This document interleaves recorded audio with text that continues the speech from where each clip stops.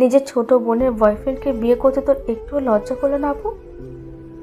নিজের ছোট বোন সুমির মুখে কথাটা শুনে ভাবলেশীনভাবে শামীমা বলল, আমি এখন ললিতের ওয়াইফ। আমরা একটা হালাল সম্পর্কের মধ্যে আছি। তুই এখন আর এসব প্রেমের কথা তুলিস না। ললিত এখন শুধুই আমার। সুমি হট্ট হাসিতে ফেটে পড়ে। তার এই হাসির মধ্যে ছিল তাচ্ছিল্য। সুমি শামীমার দিকে আঙুল তুলে বলে, আমি তোকে চ্যালেঞ্জ করছি, তোর আর ললিতের একসাথে সংসার করা কোনোদিনও হবে না। আমি ললিতকে চিনি, ললিত শুধু আমায় ভালোবাসে, তোর জন্য ওর মনে একটুও জায়গা নেই।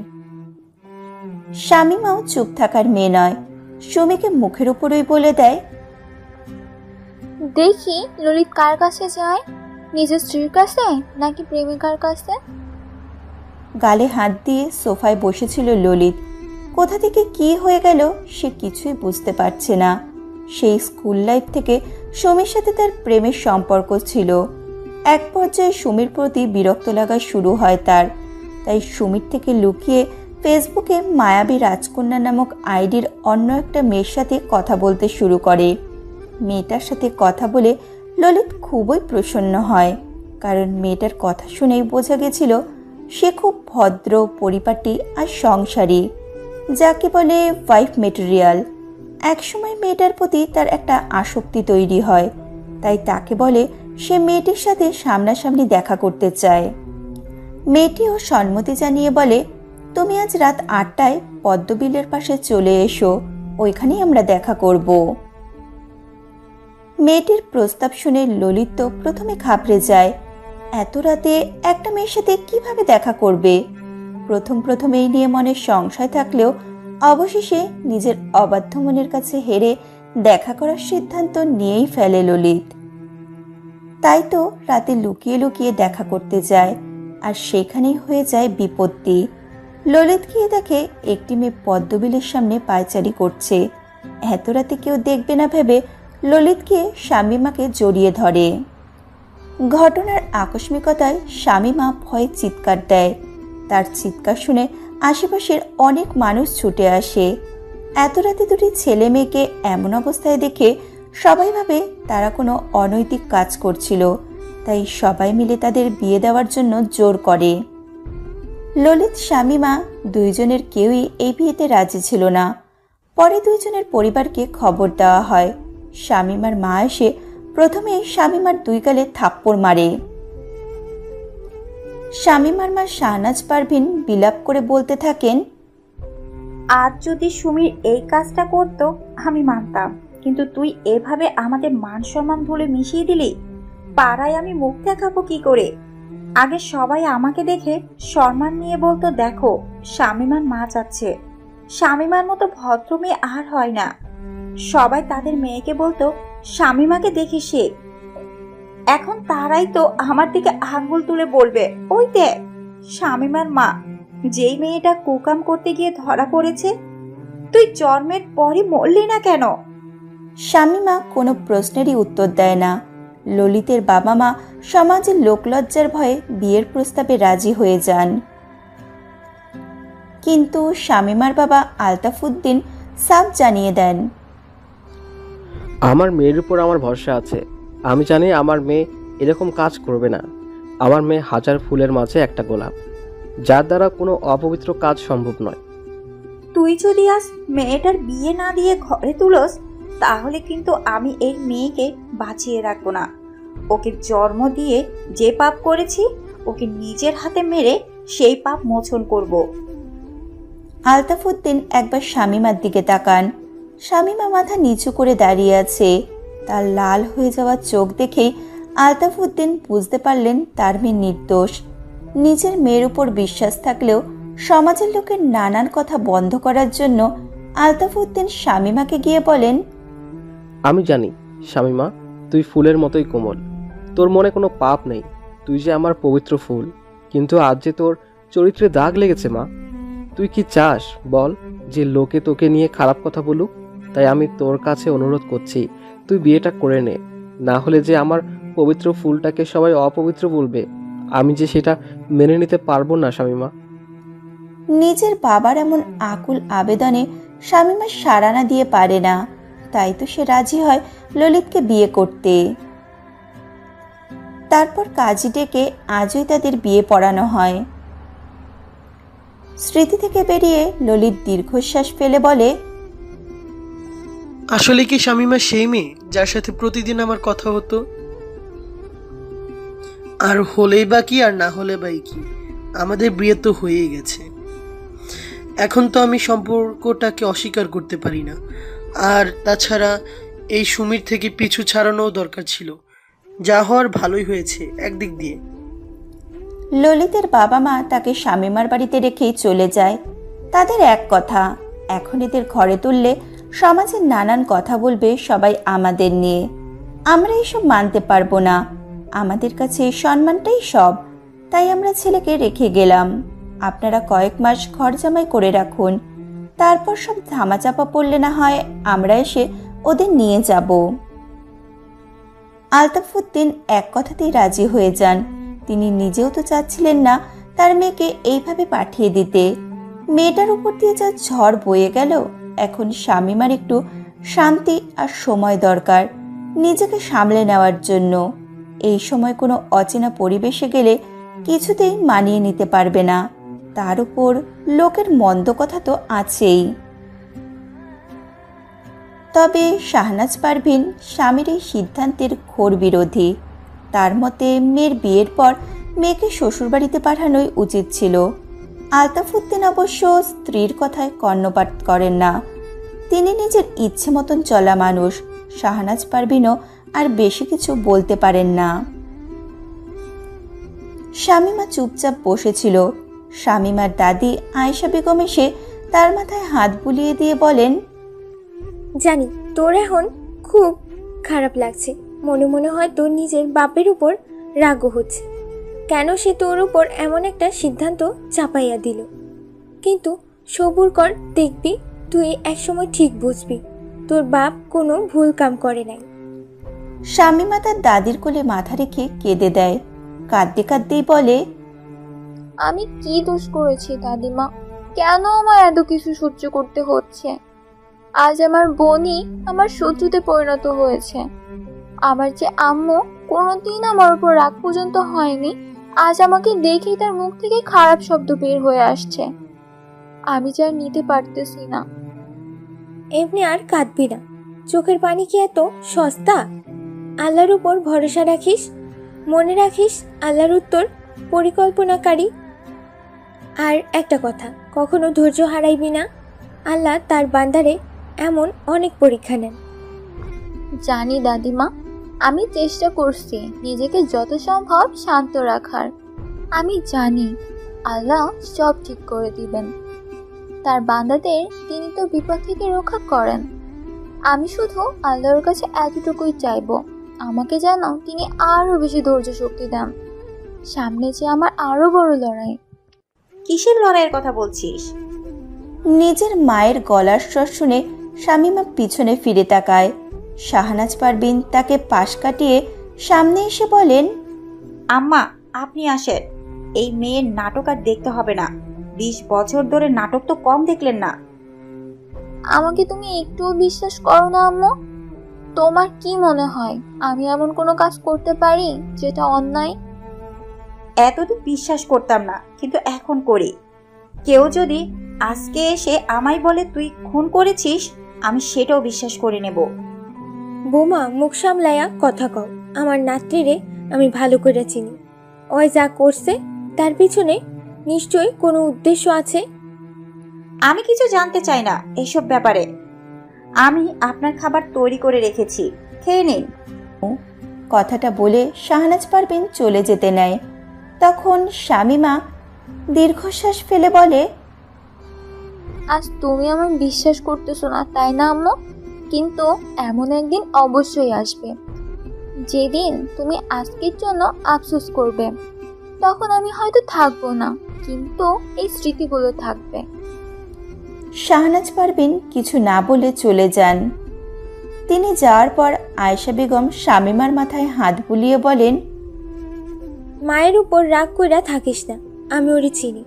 আসলে তোরে খুব ভালোবাসে আর বিশ্বাস করে তো। এই বিশ্বাস হঠাৎ করে ভাঙ্গা যাওয়াতে এমন করছে। যেদিন সব সত্যি জানতে পারবে সেদিন দেখবি তোকে আবার বুকে টাইনা নেবে। শামীমা মৃদু হাসে। আয়েশা বেগমও চলে যান। শামীমা তখন একলা নিজের ঘরে বসেছিল। বসে বসে আজকের ঘটে যাওয়া ঘটনাগুলোই ভাবছিল। জীবন সত্যি বড় অদ্ভুত, কখন কি হয়ে যায় তা বোঝাই যায় না। শামীমার ভাবনার মধ্যেই ললিত দরজায় নক করে বলে, আসবো? আসুন, আপনার অপেক্ষাতেই ছিলাম। ললিত ঘরে ঢুকতেই শামীমা গিয়ে ঘরের দরজা বন্ধ করে দেয়। ললিতের মনে কামবাসনা জেগে ওঠে। সে শামীমার দিকে এগিয়ে যাবে, তখনই শামীমা একটি অবিশ্বাস্য ঘটনা ঘটিয়ে ফেলে। ললিতের ভাবনাকে ভুল প্রমাণ করে শামীমা তার হাতে বালিশ ধরিয়ে দিয়ে বলে, আমার সাথে এক রুমে আপনি থাকতে পারবেন না। থাকতে হলে বাথরুমে গিয়ে ঘুমান। এসব কেমন কথা? আমি তোমার স্বামী, আমার সম্পূর্ণ অধিকার আছে তোমার উপর। আপনার মতো দুশ্চরিত্র মানুষকে আমি স্বামী হিসেবে মানি না। যেদিন আপনাকে পবিত্র করতে পারবো সেদিনই আপনাকে স্বামী হিসেবে মেনে নিব। এমন ভাব করছো যেন তুমি খুব ভালো মেয়ে, তোমার চরিত্র ফুলের মতো পবিত্র। তুমি নিজেই তো ফেসবুকে আমার সাথে প্রেম করতে। এই কথা শোনাও পাপ। আমি আল্লাহর কসম করে বলতে পারি, আমার জীবনে কোনো ছেলের সাথে প্রেম করা তো দূরের কথা, অপরিচিত কোনো ছেলের সাথে কথা পর্যন্ত বলিনি। নিজেকে এত ধর্মপ্রাণ দেখাতে হবে না। তুমি যে এক নম্বরের বক ধার্মিক সেটা আমার বোঝা শেষ। আমার ঈমান নিয়ে কোনো কথা বলবেন না। আপনার মতো পাপিষ্ঠের মুখে আমার সম্পর্কে কোনো কথা শুনতে চাই না।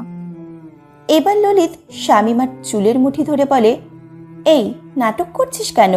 তুই তো ফেসবুকে মায়াবী রাজকন্যা নাম দিয়ে আমার সাথে প্রেম করতি, রাত বিরিতে আমার সাথে দেখাও করতে চেয়েছিলি। এখন এমন নাটক করছিস যেন ভাজা মাছটাও উল্টে খেতে জানিস না।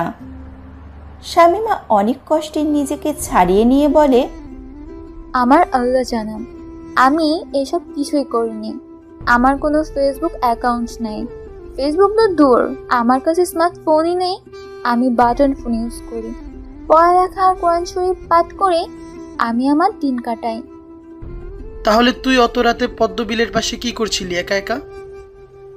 আমি একা যাইনি, আমরা কয়েকজন বান্ধবী মিলে ঘুরতে গিয়েছিলাম। সাথে আমার ভাইয়াও ছিল। আমরা 8টার মধ্যেই বাড়ি ফিরতে চেয়েছিলাম। আমি আমার বান্ধবীদের জন্য ওখানে দাঁড়িয়ে অপেক্ষা করতেছিলাম, তখনই আপনি এসে। শামীমার কথাগুলো শুনে ললিতের মাথা গরম হয়ে যায়। ললিত বুঝতে পারে শামীমা তার মায়াবী রাজকন্যা নয়। ললিত তখন শামীমার উপর রাগ ঝাড়ার জন্য তাকে প্রহার করতে উদ্যত হয়। শামীমা আল্লাহ আকবার বলে ললিতের হাত ধরে ফেলে। তারপর ললিতকে টেনে নিয়ে গিয়ে বাথরুমে লক করে দেয়। এরপর নিজে বিছানায় শুয়ে পড়ে। ললিত চিৎকার করতে থাকে। শামীমা সেদিকে কান্না দিয়ে আল্লাহকে স্মরণ করে বলতে থাকে, আল্লাহ, তুমি আমায় ধৈর্য দাও। আমি যেন মানুষটাকে দিনের পথে ফিরিয়ে আনতে পারি। এখন উনি আমার স্বামী। স্ত্রী হিসেবে আমার দায়িত্ব আমার স্বামীকে দিনের পথে ফিরিয়ে আনা। তুমি শুধু আমায় একটু সাহস আর ধৈর্য দাও আল্লাহ। এরপর শামীমা ঘুমিয়ে পড়ে। ললিত একসময় ক্লান্ত হয়ে বাথরুমে ঘুমিয়ে পড়ে। ভোরে ঘুম থেকে উঠে শামীমা বাথরুমের দরজা খুলে দেয়। তারপর ললিতকে ডেকে তুলে বলে, ফজরের নামাজের সময় হয়ে এসেছে, একটু পর আজান দিবে। আপনি তাড়াতাড়ি রেডি হয়ে মসজিদে চলে যান। আমি নামাজ পড়ি না, এত সকালে ঘুম থেকে ডাকলি কেন? আমি কোনোদিন 8টার আগে ঘুম থেকে উঠি না। এতদিন যা করেছেন তা আর এখন করতে পারবেন না। এখন আমি আপনার স্ত্রী। আপনাকে দিনের পথ দেখানো আমার কর্তব্য। আল্লাহর নির্দেশ মেনে চলুন, তাহলে জীবন সুন্দর হবে। নিন, উঠে পড়ুন। আব্বুর সাথে যান, মসজিদে গিয়ে নামাজ আদায় করে নিন। ললিত কোনো কথা না বলে আবার শুয়ে পড়ল। শামীমা এক মগ পানি এনে ললিতের গায়ে ঢেলে বলল, উঠে পড়ুন বলছি। আপনার মধ্যে বসবাস করা শয়তানকে আমার কাছে হার মানতেই হবে। ললিত রাগে শামীমার দিকে তাকায়। শামীমা কিছু বুঝে ওঠার আগেই এক বালতি পানিতে গিয়ে শামীমার মুখ ডুবিয়ে দেয় ললিত। শামীমার শ্বাস নিতে খুব কষ্ট হচ্ছিল। তার মনে হচ্ছিল তার জীবন বুঝি এইখানেই থমকে যাবে। অনেক কষ্টে নিজেকে ছাড়িয়ে নেয় শামীমা। ললিত শামীমার গলা টিপে ধরে বলে, আমার সাথে বেশি বাড়াবাড়ি করলে এর থেকেও খারাপ পরিস্থিতি হবে। কথাটা বলে ললিত বেরিয়ে যায়। শামীমা এক দৃষ্টিতে তাকিয়ে থাকে ললিতের যাওয়ার দিকে। আড়ালে দীর্ঘশ্বাস ফেলে শামীমা বলতে থাকে, আপনি যে খারাপ মানুষ সেটা আমার বোনের সাথে যখন প্রেম করতেন তখনই বুঝতে পেরেছিলাম। আমি সুমিকে কত বুঝিয়েছি, কিন্তু সুমি বোঝেনি। প্রতিদিন মোনাজাতে আল্লাহর কাছে চাইতাম সুমি যেন আপনার মতো খারাপ মানুষের কবল থেকে বের হয়ে আসে। আমার সেই দোয়া কবুল হয়েছে ঠিকই, কিন্তু দেখুন ভাগ্যের কি নির্মম পরিহাস। আজ আমি আপনার স্ত্রী, তবে আল্লাহর উপর আমার বিশ্বাস আছে। তিনি যা করেন তার পিছনে বড় কোনো উদ্দেশ্য থাকে। আপনার সাথে যখন আমার বিয়ে হয়েছে তখন আপনার স্ত্রী হিসেবে সব কর্তব্য আমি পালন করব। চেষ্টা করব আপনার সঠিক পথে ফিরিয়ে আনতে। বাকিটা আল্লাহর উপর ছেড়ে দিলাম। শামীমা ফজরের নামাজ আদায় করে নেয়, তারপর ছাদে চলে যায়। সকালের মিষ্টি বাতাস যে তার খুব প্রিয়। ছাদে গিয়ে শামীমা দেখে শাহনাজ পারভীন আড়ালে লুকিয়ে কাঁদছেন। শামীমা খুব ভালোভাবেই জানে ওপরে ওপরে যতই রাগ দেখান না কেন তার আম্মু তাকে খুব ভালোবাসে। শামীমা তার আম্মুর কাছে গিয়ে অস্ফুট স্বরে বলে, আম্মু। কে তোর আম্মু? আমার শুধু 2টা ছেলে মেয়ে, সুমি আর শাহাদাত। তুই আমার কেউ না, দূর হয়ে যা আমার চোখের সামনে থেকে। শামীমার চোখে জল চলে আসে। অনেক কষ্টে নিজের আবেগকে নিয়ন্ত্রণ করে শামীমা বলে, আমাকে দূরে চলে যেতে বলছো? একদিন খুব করে চাইবে আমাকে ফিরে পেতে চাইবে, কিন্তু সেদিন আমি আর আসবো না। ললিত রাগে টকবক করতে করতে ক্লাবে চলে আসে। ক্লাবে ললিতের বন্ধুরা মিলে ক্যারাম খেলছিল। ললিত এসে তাদের সাথে যোগ দেয়। ললিতের এক বন্ধু তাকে বলে, কিরে ললিত, এত তাড়াতাড়ি বিয়ে করে নিলি যে? আমাদের তো দাওয়াতও দিলি না। আরেকজন বলে, আরে বুঝলি না, সব টাকা বাঁচানোর ধান্দা। আজ কিন্তু তোর কোনো কথা শুনবো না। আমাদের সবাইকে কিন্তু ট্রিট দিতেই হবে। কিসের ট্রিট চাস? আমার জীবন নষ্ট হওয়ার? তুই এত রেগে যাচ্ছিস কেন? যতদূর শুনলাম ওই মায়াবী রাজকন্যা আইডির মেয়েটার সাথে তোর বিয়ে হয়েছে। তোর তো খুশি হবার কথা। ওটা বউ নয় রাক্ষসী। ললিতের কথা শুনে উপস্থিত সবাই হো হো করে হাসতে থাকে। ললিত অপমানিত বোধ করে। আমান ললিতকে সান্ত্বনা দিয়ে বলে, ললিত এবার বাধ্য হয়ে তার বন্ধুদের সব ঘটনার বিস্তারিত বর্ণনা দেয়। সব শুনে আমান মাথায় হাত দিয়ে বলে, বিয়ের পর এমন কথা সবাই বলে, কয়েকটা দিন গেলে সব ঠিক হয়ে যাবে। তখন দেখবি আমাদের ভুলে যাবি আর সারাক্ষণ বউ বউ করবি। তোর দুঃখের গল্প শুনে আমি শিহরিত। আসলে জীবনটাই বেদনাময়। তুই চিন্তা করিস না দোস্ত, সব সমস্যার সমাধান আমার কাছে আছে। বাজার থেকে নতুন মাল এনেছি, খেলেই সব ঠিক হয়ে যাবে। একটা পুরো বোতল মদ শুধু তোর জন্য। মদের কথা শুনে ললিত খুব খুশি হয়। এটা তার প্রিয় নেশা। মদ পেলে সব ভুলে যায়। ললিত ঢকঢক করে মদ গিলে খায়। মদ খেয়ে মাতাল হয়ে টলতে টলতে শামীমার বাড়ির দিকে যেতে থাকে ললিত। শামীমা ভার্সিটিতে যাওয়ার জন্য প্রস্তুত হচ্ছিল। বোরকা পরে নিয়ে বাড়ি থেকে বের হতে যাবে, তখনই ললিত এসে উন্মাদের মতো দরজা ধাক্কাতে থাকে। শামীমা দরজা খুলে ললিতকে মদ্যপ অবস্থায় দেখে রেগে যায়। নাকে হাত দিয়ে বলে, আপনি কোন সাহসে এসব হারাম খেয়ে বাড়িতে এসেছেন? আপনার কি একটু লজ্জা নেই? সি, বেশ করেছি, মদ খেয়েছি, আরো 1000 বার খাবো। তুই কি করবি? শামীমা ললিতকে জোর করে টেনে এনে রুমে নিয়ে যেতে থাকে। শাহনাজ পারভীন ললিতকে এই অবস্থায় দেখে রেগে গিয়ে বলেন, এই দিন দেখার আগে আমার মৃত্যু হলো না কেন? শেষে কিনা এইরকম একটা ছেলেকে বিয়ে করলি তুই শামীমা? এক্ষুনি এই ছেলেকে বাড়ি থেকে বের কর। আমি ওনাকে সামলে নেব, তুমি দয়া করে আব্বুকে কিছু বলো না। তাকে সবার আগে বলবো। আসতে দে তোর আব্বুকে। নিজের ফুলের মতো পবিত্র মেয়ে কেমন ছেলেকে বিয়ে করেছে দেখে যাক। শামীমার চোখে জল চলে আসে। তার আম্মুর এইরকম ব্যবহার তার ভালো লাগছে না। অনেক কষ্টে ললিতকে ধরে ভেতরে নিয়ে যায়। রাগে শামীমার শরীর জ্বলে যাচ্ছিল। শামীমার লেবুর শরবত করে এনে ললিতকে খাইয়ে দেয়। ললিত প্রথমে খেতে চাচ্ছিল না, শামীমা জোর করে খাইয়ে দেয়। ললিত হঠাৎই বমি করতে শুরু করে, তারপর জ্ঞান হারায়। শামীমা দীর্ঘশ্বাস ফেলে ললিতকে পরিষ্কার করিয়ে দেয়। তারপর ললিতকে ভালো করে শুইয়ে দিয়ে চলে যায় ভার্সিটির উদ্দেশ্যে। শামীমা ভার্সিটিতে ঢোকার সাথে সাথেই তার বান্ধবী মোহনা এসে শামীমার হাত ধরে বলে, আমি অনেক বড় একটা ভুল করে ফেলেছি শামু, আমাকে ক্ষমা করে দিতে পারবি? তোকে না কতবার বলেছি আমাকে শামু নামে ডাকবি না।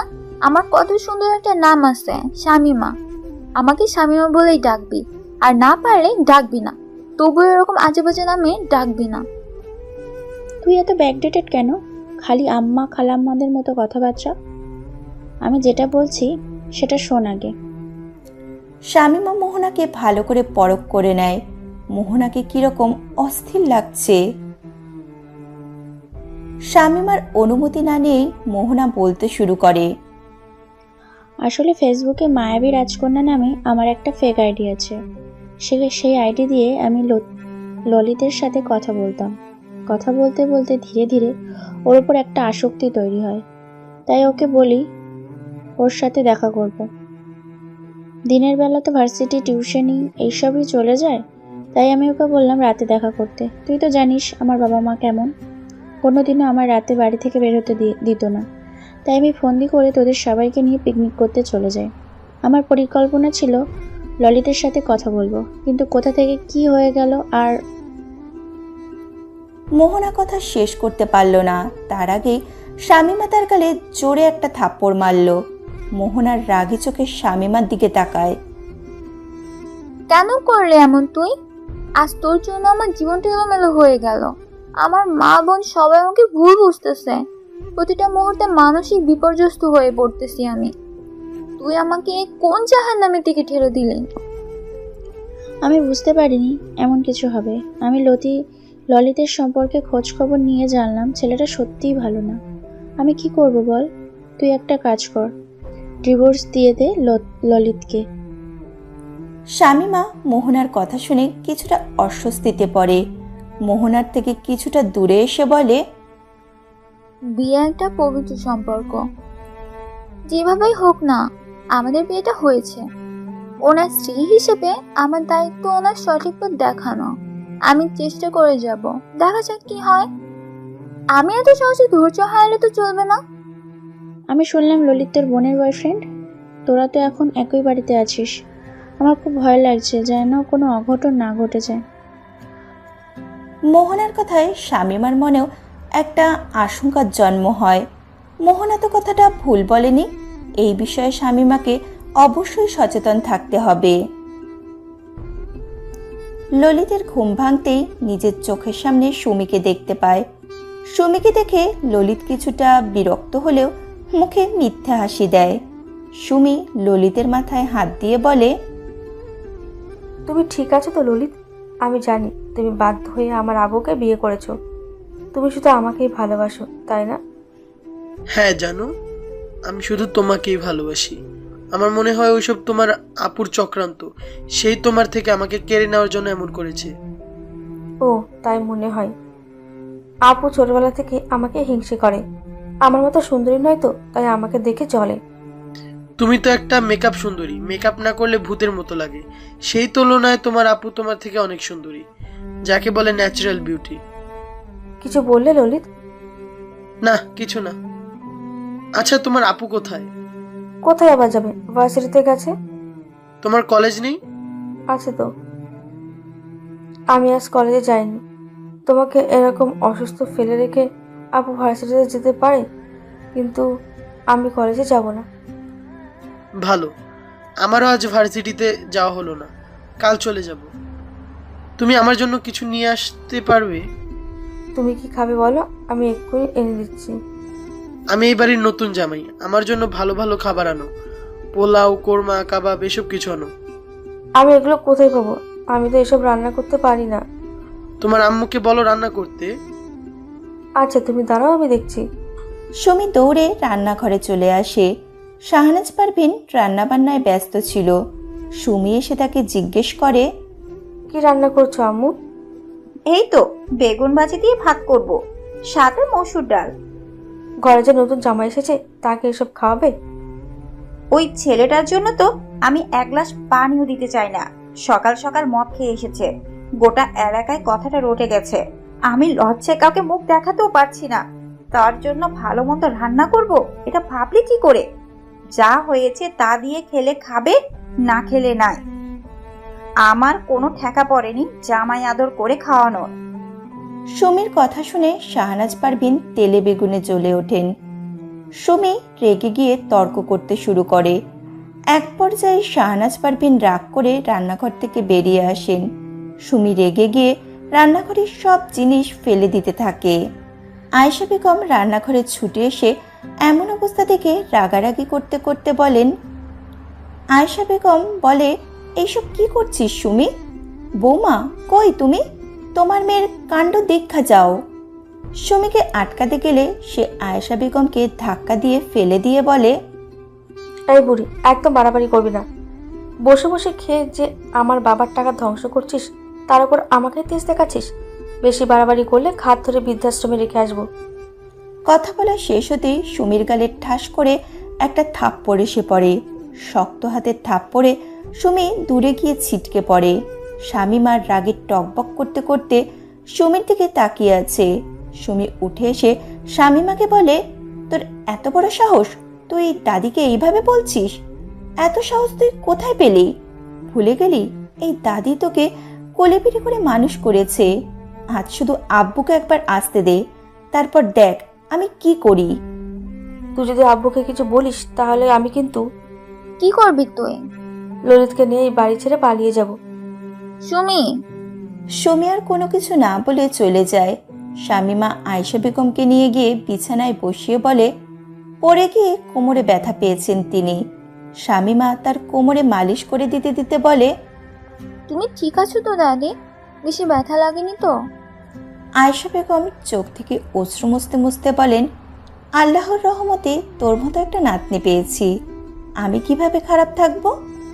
শামীমা বিনিময়ে মৃদু হেসে তার মোলায়েম হাত দিয়ে দাদির কোমরে মালিশ করতে থাকে। শাহনাজ পারভিন এবং আলতাফ উদ্দিন অনেকক্ষণ থেকে বসে আছেন। শামীমা তাদের বসে থাকতে বলে কোথায় যে চলে গেল, তারপর থেকে আর আসছে না। কিছুক্ষণ পর শামীমা মোহনাকে নিয়ে তাদের সামনে আসে। মোহনাকে দেখে শাহনাজ পারভিনের ভ্রু কুঁচকে যায়। মেয়েটাকে এমনিতেই তার ভালো লাগে না। মোহনা বলতে শুরু করে, ললিত যেদিন আমার সাথে দেখা করতে এসেছিল, এখানে শামীমার কোনো দোষ নেই আঙ্কেল আন্টির, আমার জন্যই সব হয়েছে। আপনারা প্লিজ শামীমাকে আর দোষ দেবেন না। দেখেছো তো, তোমাকে আগেই বলেছিলাম আমাদের মেয়ে এরকম কাজ করতেই পারে না। তোমার মেয়ে কি করেছে না করেছে সেটা বড় ব্যাপার নয়, বড় ব্যাপার হলো এটা যে ওর জন্যই সমাজের সবাই আমাদের নিয়ে খারাপ কথা বলছে। আমার ওকে আর সহ্য হচ্ছে না। আম্মু, এসব কি বলতেছো তুমি? যা বলছি একদম ঠিক বলছি। আমি আগে জানতাম তুই এরকম কোনো কাজ করতে পারিস না।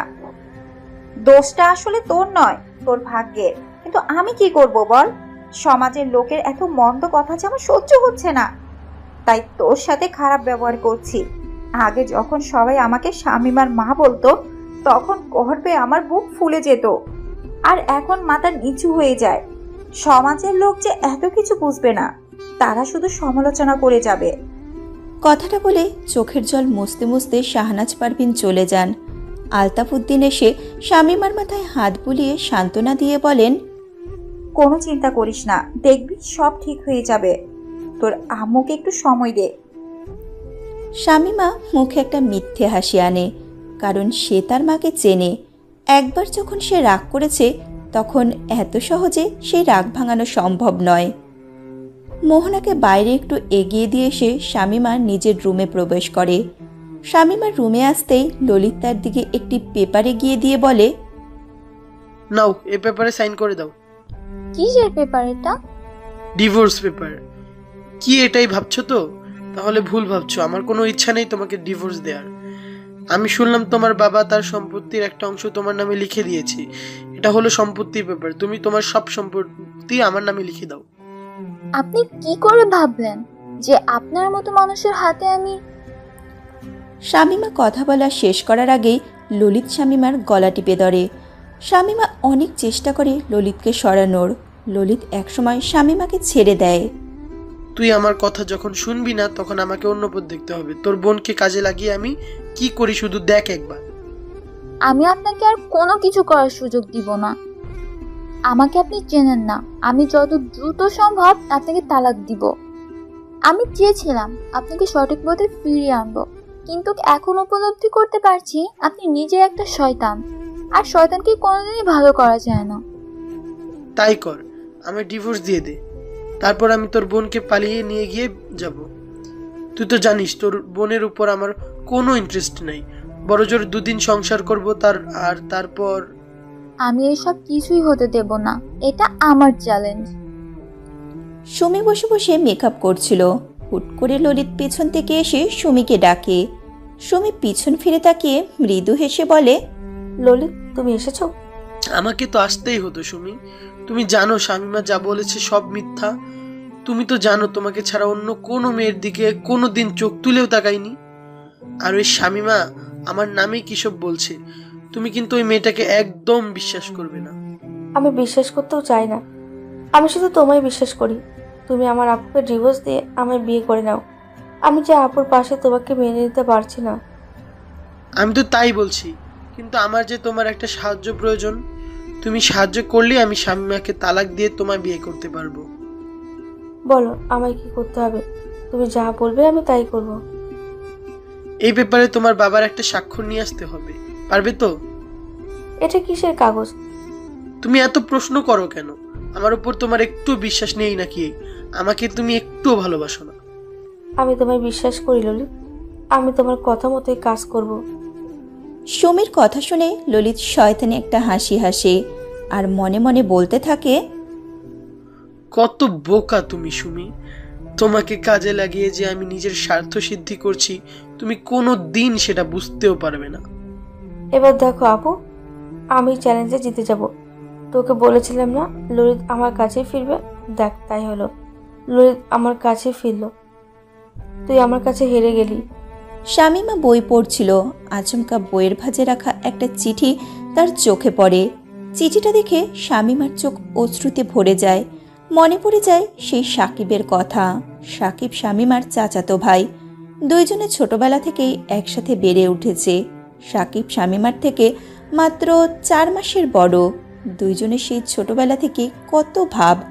সাকিব ছোট থেকেই শামীমাকে কত আগলে রাখত। ছোটবেলায় কত বড় বউ খেলতো তারা।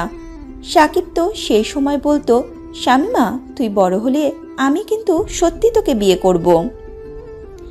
এইসব কথা শামীমার শৈশব মনে তখন সেই রকম প্রভাব বিস্তার করেনি। সাকিবও হয়তো মজার ছলেই কথাগুলো বলেছিল। সাকিবের কথা আর ভাবতে চায় না শামীমা। আজ থেকে ঠিক 10 বছর আগে তার বড় চাচা সপরিবারে বিদেশে চলে গেছে। সাকিব যাওয়ার আগে শামীমার হাতে এই চিঠি দিয়ে গিয়েছিল, যেখানে লেখা ছিল, আমার জন্য অপেক্ষা করিস। আমি ফিরে এসে আমার ছোটবেলায় দেওয়া কথা অবশ্যই পূরণ করব। ব্যাস এইটুকু কথাতেই শামীমার কিশোরী মনে অন্যরকম একটা অনুভূতি জাগিয়ে তোলে। এতদিন ধরে শামীমা সাকিবের অপেক্ষাতেই ছিল। আয়েশা তো কতবার শামীমাকে বুঝিয়েছে যে তোর চাচারা সবাই বিদেশে গেছে থেকে কেউ আর আমাদের সাথে যোগাযোগ করেনি, ওরা আর ফিরবে না। কিন্তু শামীমা সেসব কথা শোনেনি। এতদিন তাও যা একটু আশা মনে পুষে রেখেছিল, সাকিব একদিন নিশ্চয়ই তার কাছে ফিরে আসবে। আজ আর সেই আশা নেই শামীমার। সাকিব ফিরে আসলেও বা কি হবে? শামীমা তো এখন বিবাহিত। মুহূর্তে সাকিবের চিন্তা মাথা থেকে বাদ দেয় শামীমা। আর যাই হোক, একজন বিবাহিত নারী হয়ে এইভাবে পরপুরুষের কথা ভেবে পাপ করতে চায় না সে। তাই চোখের জল মুছে বইটা সযত্নে তুলে রাখে, দীর্ঘশ্বাস ফেলে বলে, এই বইটার মতো তোমাকেও তুলে রাখলাম দূরে সাকিব ভাইয়া। আমাদের এক হওয়া হয়তো ভাগ্যে ছিল না। আল্লাহর কাছে চাইবো তিনি যেন তোমাকে সুখী রাখেন। সুখ শব্দটা আমার জন্য নয়। এই পৃথিবীতে সবাই সুখী হতে পারবে, কিন্তু আমি কোনোদিনই সুখ নামক জিনিসে স্পর্শ করতে পারবো না। জানি না সুখের সাথে আমার কিসের শত্রুতা, কেন আমার থেকে দূরে থাকে সুখ। দেয়ালে আঘাত করে এই কথাগুলোই বলছিল সুঠামদেহী উজ্জ্বল শ্যামলা রঙের এক যুবক। তার এই কথাটা শুনে অনেকেই হয়তো হেসে ফেলবে, কারণ কি নেই এই যুবকের? বুর্জ খলিফার একটি ফ্ল্যাটে তার বসবাস। দুবাইয়ে তার নামে কত সম্পত্তি আছে। নিজের চেষ্টায় আজ সে একজন বাংলাদেশি হয়েও দুবাইয়ের একজন নামী ব্যবসায়ী হিসাবে খ্যাতি লাভ করেছে। অর্থ সম্পদের কোনো অভাব নেই তার। অর্থই যে সুখের মূল উপাদান নয়, সেটা সাকিবকে দেখে খুব সহজেই বোঝা যায়। সাকিব নিজের ভাবনায় বিভোর ছিল। তখন একজন কালো স্যুট পরা ব্যক্তি এসে তাকে বলে, স্যার, গাড়ি রেডি আছে। আজ তো আপনার অনাথ আশ্রমে যাওয়ার কথা ছিল। নিজের অ্যাসিস্ট্যান্টের কথায় সাকিব নিজের ভাবনা থেকে বেরিয়ে আসে, মুখে গাম্ভীর্য বজায় রেখে বলে, অনাথ আশ্রমের বাচ্চাদের জন্য উপহার সামগ্রী প্রস্তুত তো সালমান? জি স্যার। সাকিব আর কোনো কথা না বলে দ্রুত পায়ে হেঁটে বাইরে চলে আসে। তারপর নিজের গাড়িতে উঠে অনাথ আশ্রমের উদ্দেশ্যে রওনা দেয়। এইখানে নিজের মৃত বাবা মার নামে একটি অনাথ আশ্রম প্রতিষ্ঠা করেছে সাকিব। অনাথ আশ্রমে পৌঁছে গাড়ি থেকে নামে সাকিব। সাকিবের আসার কথা শুনে অনাথ আশ্রমের সব বাচ্চারা ছুটে আসে। তাদের কাছে যে সাকিব ফেরেশতার মতো। অনাথ আশ্রমের পরিচালক আলাউদ্দিন আল মামুনও আসেন তাদের সাথে। সাকিব তার সাথে সালাম বিনিময় করে বলে, সবকিছু ভালোভাবে চলছে তো? জি, আল্লাহর রহমতে সব ঠিকঠাকই আছে। মসজিদ তৈরির কাজ কত দূর? প্রায় হয়ে এসেছে। সালমান, তুমি বাচ্চাদের উপরগুলো দাও। চাচা, আজ যেই জন্য আসা, আমি আগামী কিছুদিন দুবাইয়ে থাকবো না। আমার অনুপস্থিতিতে আপনাকে কিন্তু সবকিছু সামলাতে হবে। তুমি কোথায় যাবে সাকিব? সেখানে যাব যেখান থেকে আমি এসেছিলাম, আমার জন্মভূমি, আমার দেশ, যেখানে আমার পরিবারের সবাই আছে।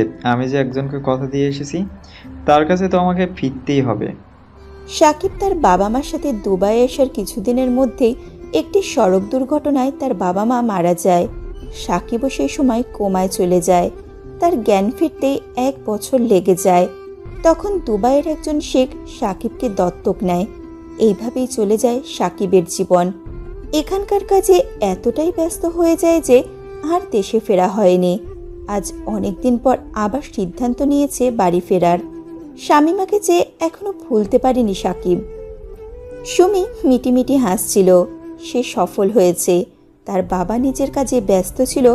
সেই সময় কলেজের কাগজ বলে স্বাক্ষর করিয়ে নেয়। পেপারটা নিয়ে ললিতের কাছে গিয়ে সুমি বলে, আমি তোমার কথা মতো সব করেছি। এই দেখো, পেপারে স্বাক্ষর করিয়ে এনেছি। এই পেপার আমি তোমাকে দিতে পারি, কিন্তু তার আগে তোমায় আমাকে বিয়ে করতে হবে। আমি তোমাকে বিয়ে করব, তার আগে আমায় তো শামীমাকে ডিভোর্স দিতে হবে। এর জন্য তো সময়ের প্রয়োজন। তুমি কি আমায় বিশ্বাস করো না? আমি সত্যি তোমায় ভালোবাসি সুমি। আপাতত পেপারটা আমাকে দাও। আমি সত্যি বলছি, আমি তোমায় বিয়ে করব। আমি কোনো কথা শুনতে চাই না। আমাকে বিয়ে না করা পর্যন্ত তুমি এই পেপার হাতে পাবে না। ললিত ভাবল সুমির কাছ থেকে পেপারটা কেড়ে নেবে। তখন ওই সুমি বলে, ভুলভাল কিছু করার চেষ্টাও করবে না। এটা আসল না নকল পেপার। আসল পেপারটা আমি লুকিয়ে রেখেছি। তাই ভালো হবে যদি তুমি আমার সব কথা শোনো। ললিতের কাছে আর কোনো উপায় থাকে না। ললিতকে সুমির সিদ্ধান্ত মেনে নিতেই হয়। মাগরিবের নামাজ আদায় করে সবেমাত্র উঠেছিল শামীমা। ললিত তখন এসে শামীমাকে বলে, চলো আমরা কোথাও ঘুরতে যাব। শামীমা ললিতের কথা শুনে চমকে যায়। ললিতের হঠাৎই পরিবর্তন শামীমা মেনে নিতে পারছিল না। শামীমা ললিতকে কোনো উত্তর না দিয়ে ঘর থেকে বের হয়ে যাওয়ার চেষ্টা করছিল। ললিত পেছন থেকে গিয়ে শামীমার হাত টেনে ধরে। শামীমা নিজেকে ছাড়িয়ে নেওয়ার ব্যর্থ চেষ্টা করে। ললিত জোরপূর্বক শামীমাকে বাইরে নিয়ে যাওয়ার চেষ্টা করে। শামীমা প্রথমে ললিতকে আটকানোর চেষ্টা করলেও পরে নিজে থেকেই ললিতের সাথে যেতে রাজি হয়, কারণ তার খুব জানতে ইচ্ছে করছিল ললিত তাকে কোথায় নিয়ে যায়। ললিত শামীমাকে তার নিয়ে চলে যায় নিজের বাড়িতে। শামীমাকে আসতে দেখে ললিতের মা লুৎফা মুখ বাঁকিয়ে বলেন, এই মেয়েটাকে কেন নিয়ে এলি এই বাড়িতে? এক্ষুনি নিয়ে যাও গে। আম্মু, তুমি এত অধৈর্য হয়ে যেও না। আমি এই মেয়েটাকে এমনি আনিনি, তোমাকে ওকে সামলাতে হবে। তোর কথা আমি বুঝতে পারছি না।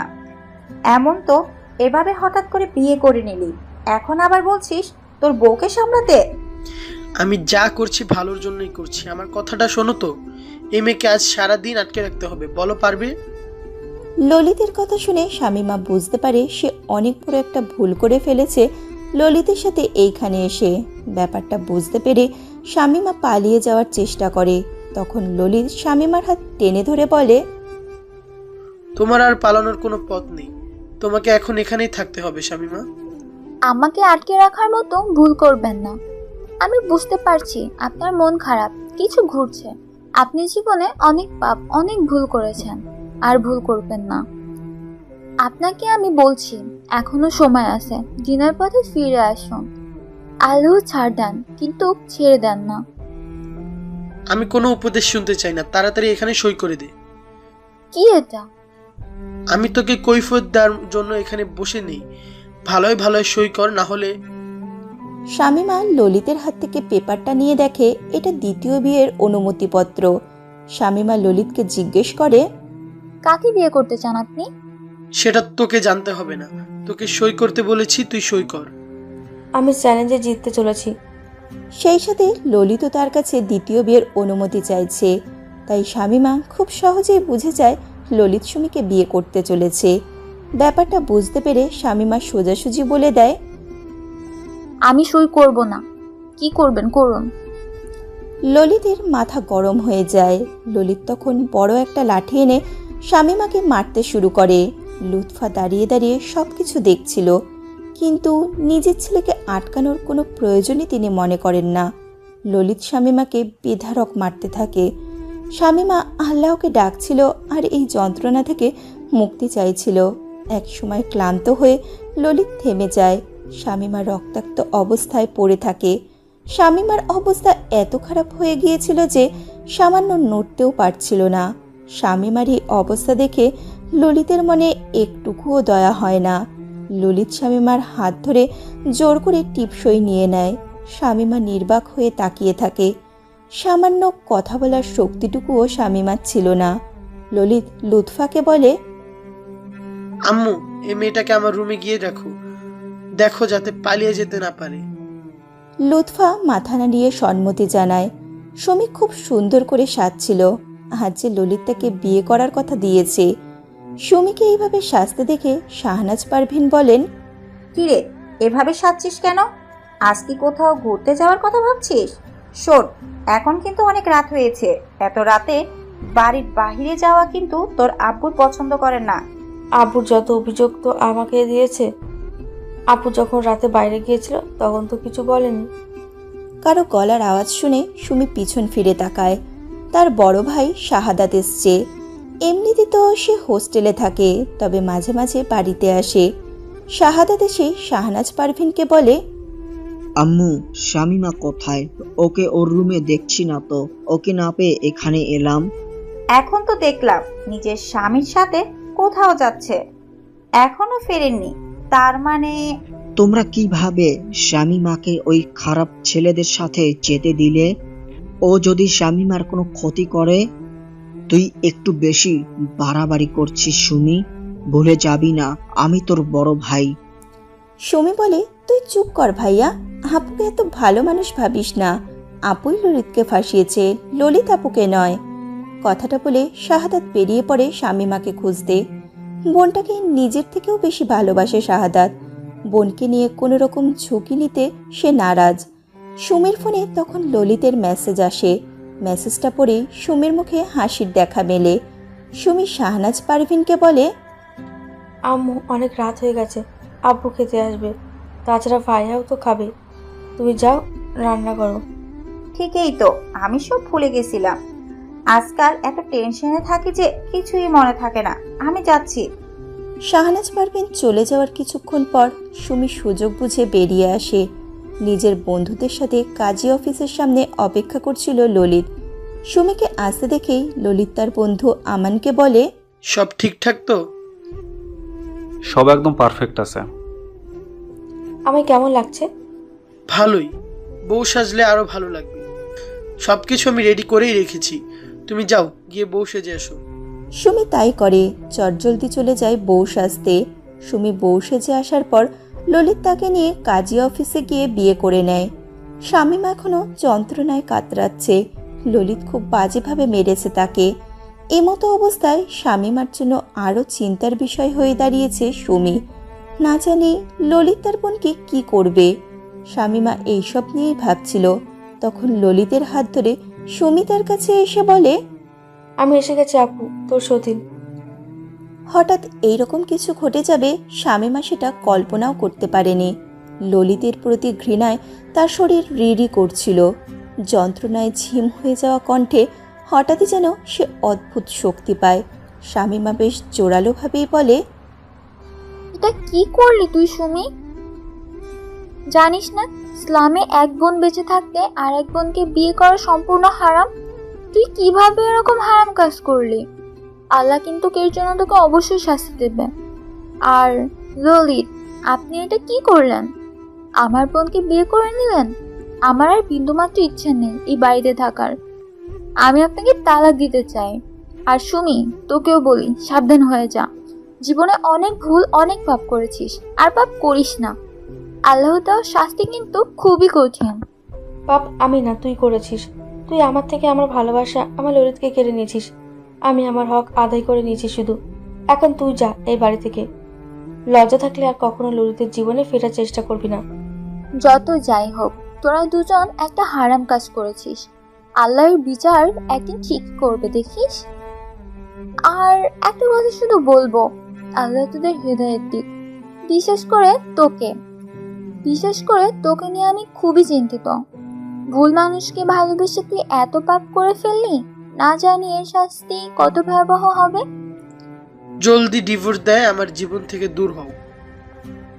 আপনার সাথে যখন আমার বোনের বিয়ে হয়ে গেছে, তখন আমার কোনো রুচি নেই এই সম্পর্ক টিকিয়ে রাখার। আমি সই করে দিচ্ছি। শামীমা কাঁপা কাঁপা হাতে ডিভোর্স পেপারে সই করে দেয়। ললিত ডিভোর্স পেপারটা হাতে তুলে নেয়। সুমি শামীমাকে বিছানা থেকে জোর করে টেনে তুলে তারপর ধাক্কা মেরে বাড়ির বাইরে ফেলে দেয়। এমনিতেই লাঠির আঘাতে শামীমার শরীরের অবস্থা ভালো ছিল না। তার উপরে ঘটনার পর মানসিক আর শারীরিকভাবে আরও ভেঙে পড়ে শামীমা। শামীমা শুধু আল্লাহর কাছে একটু শক্তি চাইছিল, যাতে নিজের পায়ে হেঁটে বাড়িতে উঠে পড়ে। লাঠির আঘাতে শামীমার পা দিয়ে রক্ত বের হয়েছিল। পায়ে এখনও যথেষ্ট ব্যথা। অনেক কষ্টে উঠে দাঁড়িয়ে হাঁটা শুরু করে। শামীমা অনেক কষ্টে একটি রিকশাতে করে বাড়িতে ফিরে আসে। হাতে কোনো টাকা ছিল না, তাই নিজের কানে সোনার দুলটাই সে খুলে দিতে চায় রিকশাওয়ালাকে। রিকশাওয়ালার লোকটার এই মেয়েটার প্রতি বেশ মায়া হয়। কতটা অসহায় হলে একটা মেয়ে এমন করতে পারে। তাই লোকটি শামীমাকে আটকে বলে, আমারও তোমার বয়সে একটা মেয়ে আছে। আমি বুঝি মেয়েদের কত কষ্ট। তোমাকে দেখেই বুঝেছি তোমার অবস্থা কতটা বিধ্বস্ত। এমত অবস্থায় তোমার থেকে এই দুলটা আমি নিতে পারবো না। যাও তুমি, আমার লাগবে না কিছু। কৃতজ্ঞতায় শামীমার চোখে পানি চলে আসে। এই পৃথিবীতে এত এত অমানুষের ভিড়ে এমন অনেক ভালো মানুষও রয়েছে। তাদেরও দেখা মেলে এই শহরের আনাচে কানাচে। শামীমা একটা দীর্ঘশ্বাস ফেলে চলে আসে নিজের বাড়ির দিকে। বাড়িতে গিয়ে কি করবে, কি বলবে, শামীমা সেটা জানে না। শাহনাজ পারভিন, আলতাবউদ্দিন, শাহাদাত সবাই চিন্তার প্রহর গুনছে। বাড়ির দুটো মেয়ে নিখোঁজ, এটা চিন্তারই বিষয়। অনেক খুঁজেও শামীমাকে পায়নি শাহাদাত। আবার এখন সুমিরও খোঁজ নেই। দুশ্চিন্তাগ্রস্ত বাড়ির প্রত্যেকটা মানুষ। আয়েশা বেগমও নাতনিদের জন্য দুশ্চিন্তা করছেন। এর মাঝে কলিং বেলের শব্দ যেন তাদের দুইজনের মনে অদ্ভুত এক শান্তি এনে দেয়। শাহনাজ পারভীন হন্তদন্ত হয়ে ছুটে গিয়ে দরজা খুলে দেন। চোখের সামনে শামীমাকে বিধ্বস্ত অবস্থায় দেখে তার চোখ দিয়ে অজান্তেই জল গড়িয়ে পড়ে। যতই হোক মায়ের মন, মেয়ের ওপর যতই রাগ দেখাক না কেন, তিনি তো শামীমাকে খুব ভালোবাসেন। শামীমাকে আম্মু বলে জড়িয়ে ধরতেই শাহনাজ পারভীনের শক্ত হৃদয় মুহূর্তেই কোলে পানি হয়ে যায়। তিনি শামীমাকে জিজ্ঞেস করেন, কি হয়েছে শামীমা? তোর এই অবস্থা কিভাবে হলো? শামীমা কোনো জবাব দিতে পারে না, আর ধকল নেওয়ার মতো শক্তি তার শরীরে যে ছিল না। মায়ের কোলে সকল ক্লান্তি বিসর্জন দিয়ে অজ্ঞান হয়ে পড়ে শামীমা। শাহনাজ পারভীন মেয়ের এইরকম অবস্থা দেখে চিৎকার চেঁচামেচি শুরু করেন। তার চিৎকারের শব্দে বাকি সবাই ছুটে আসে। শামীমাকে এই অবস্থায় দেখে বাকি সবার অবস্থাও একই রকম হয়। শাহাদাত বোনের মাথায় হাত বুলিয়ে বলে, কি হয়েছে আমার বোনটার? কে করেছে ওরে এই অবস্থা? যেই করেছে তাকে আমি ছাড়বো না, জ্যান্ত কবর দেব। শামীমা যখন জ্ঞান ফেরে সে তার চোখের সামনে শাহনাজ পারভীনকে দেখতে পায়। শাহনাজ পারভীনও যেন শামীমার জ্ঞান ফেরার অপেক্ষাতেই ছিলেন। কি হয়েছে তোর সাথে? সব আমায় বল। শামীমা তখন পুরো ঘটনাটা তার মাকে জানায়। সব শুনে শাহনাজ পারভীনের শরীরে যেন আগুন জ্বলে যায়। তিনি উত্তেজিত হয়ে বলেন, সুমি কি করে করতে পারলো এরকম একটা কাজ? আর ললিত ওই ছেলেটাকে তো আমি মেরেই ফেলবো। আমার মেয়েটার উপর এত নির্মম অত্যাচার করার সাহস কোথায় পেল সে? শাহনাজ পারভীনের চিৎকার শুনে আলতাফ উদ্দিন, শাহাদাত ওরাও চলে আসে। তারা যখন সব শোনে তখন তাদের রক্তও গরম হয়ে যায়। শাহাদাত পাশে থাকা একটি ফুলদানি ছুঁড়ে মেরে বলে, ললিত কুত্তার বাচ্চাটাকে না মারা পর্যন্ত আমি শান্তি পাবো না। ললিত হাসছে, প্রাণ খুলে হাসছে, কারণ তার হাতে যে পেয়ে গেছে অতি কাঙ্ক্ষিত বস্তুটি। লোভে তার নেত্রযুগল জলজল করতে থাকে। ললিত এখন আলতাফ উদ্দিনের স্থাবর অস্থাবর সব সম্পত্তির মালিক। কথাটা ভেবে আত্মতৃপ্তিতে মুগ্ধ সে। সুমিকে নিজের বাহুডোরে আবদ্ধ করে বলে, তুমি খুব ভালো কাজ করেছো জানো। এবার আমরা যাব তোমাদের বাড়ি, আজ থেকে ওটা আমাদের সম্পত্তি। ললিতের বাবা মাও বেশ খুশি। তারা নিম্ন মধ্যবিত্ত পরিবারের। সেখানে আলতাফ উদ্দিন সেরকম ধনী না হলেও তার কাছে বেশ ভালোই সম্পত্তি রয়েছে। সেইগুলো যে এখন তাদের ছেলের, সেটা ভাবতেই ভালো লাগছে তাদের। ললিত সুমিকে নিয়ে চলে আসে তাদের বাড়িতে। আলতাফ উদ্দিন, শাহাদাত সবাই রাগে তেড়ে আসে ললিতের দিকে। শাহাদাত বিরোধীহীনভাবে মারতে থাকে ললিতকে। ললিতও পাল্টা আঘাত করে। ললিত একসময় কাগজ দেখিয়ে বলে, এই বাড়ির এখন থেকে আমার। শুধু তাই নয়, আলতাফ উদ্দিনের সব কিছুই আমার নামে। বাইরে হট্টগোল শুনে শামীমাও চলে আসে। ললিতের মুখে এইসব কথা শুনে তার পায়ের নিচের মাটি সরে যায়। সোজা এসে ললিতের গাড়ে থাপ্পড় মারে শামীমা। ললিত আকস্মিক এই ঘটনায় রেগে যায়।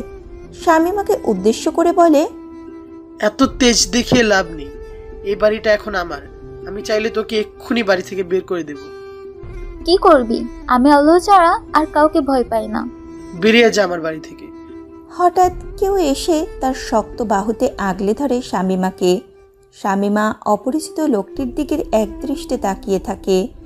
এই অপরিচিত লোকটিকে দেখে কেন জানি তার মনে হচ্ছে লোকটি তার অনেক দিনের চেনা কেউ। ললিত শামীমাকে ধাক্কা দিলে কেউ এসে তার শক্ত বাহুতে আগলে ধরে শামীমাকে।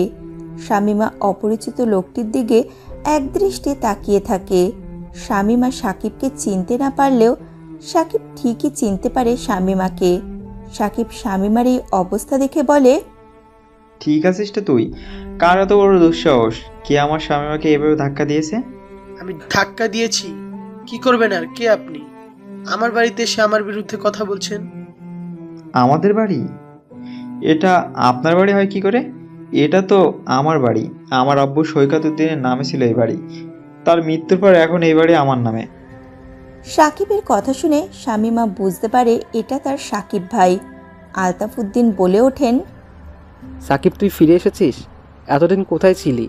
তোদের কত খুঁজেছি আমরা, আর এক্ষুনি কি বললি তুই? মৃত মানেটা কি?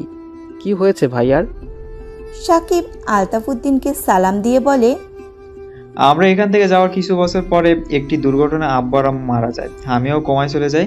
যখন জ্ঞান ফেরে তখন একজন শেখ আমার দায়িত্ব নেয়। তোমাদের সাথে যোগাযোগের চেষ্টা করি, কিন্তু কিছু কারণে বাধাগ্রস্ত হই। সাকিবের কথা শুনে আয়েশা বেগম ছুটে আসে। সাকিবের মধ্যে নিজের বড় ছেলের প্রতিবিম্ব দেখতে পান তিনি। সাকিবকে জড়িয়ে ধরে বলেন, তুই এসেছিস সাকিব? জানিস শামীমা সবসময় বলতো তুই একদিন ফিরবি। আমরা সবাই তো আশা ছেড়ে দিয়েছিলাম, কিন্তু শামীমা আশা ছাড়েনি। আল্লাহর কাছে সবসময় চেয়েছে যাতে তুই ফিরে আসিস।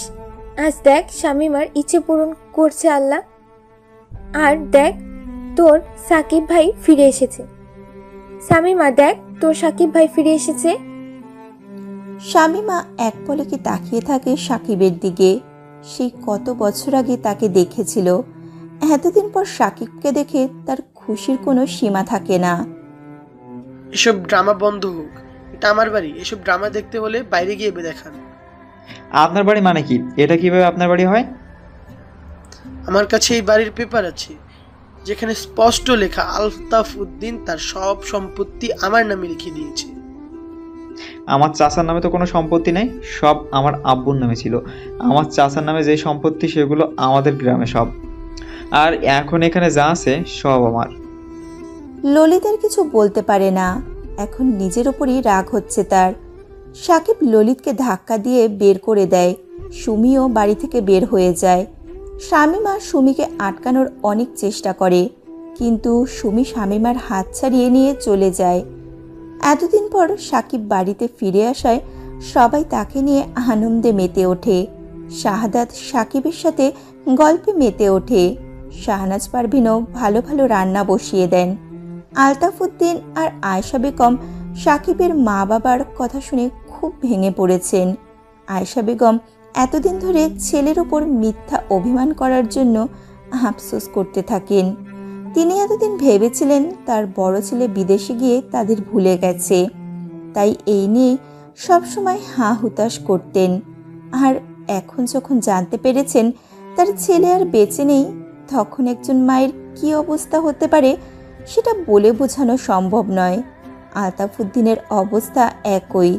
তিনিও এত বছর পর নিজের ভাইয়ের মৃত্যুর খবর ঠিক মেনে নিতে পারছেন না। শাহাদাত কথায় কথায় সাকিবকে জিজ্ঞেস করে ফেলে, এতদিন পর হঠাৎ আমাদের কথা মনে পড়লো কেন?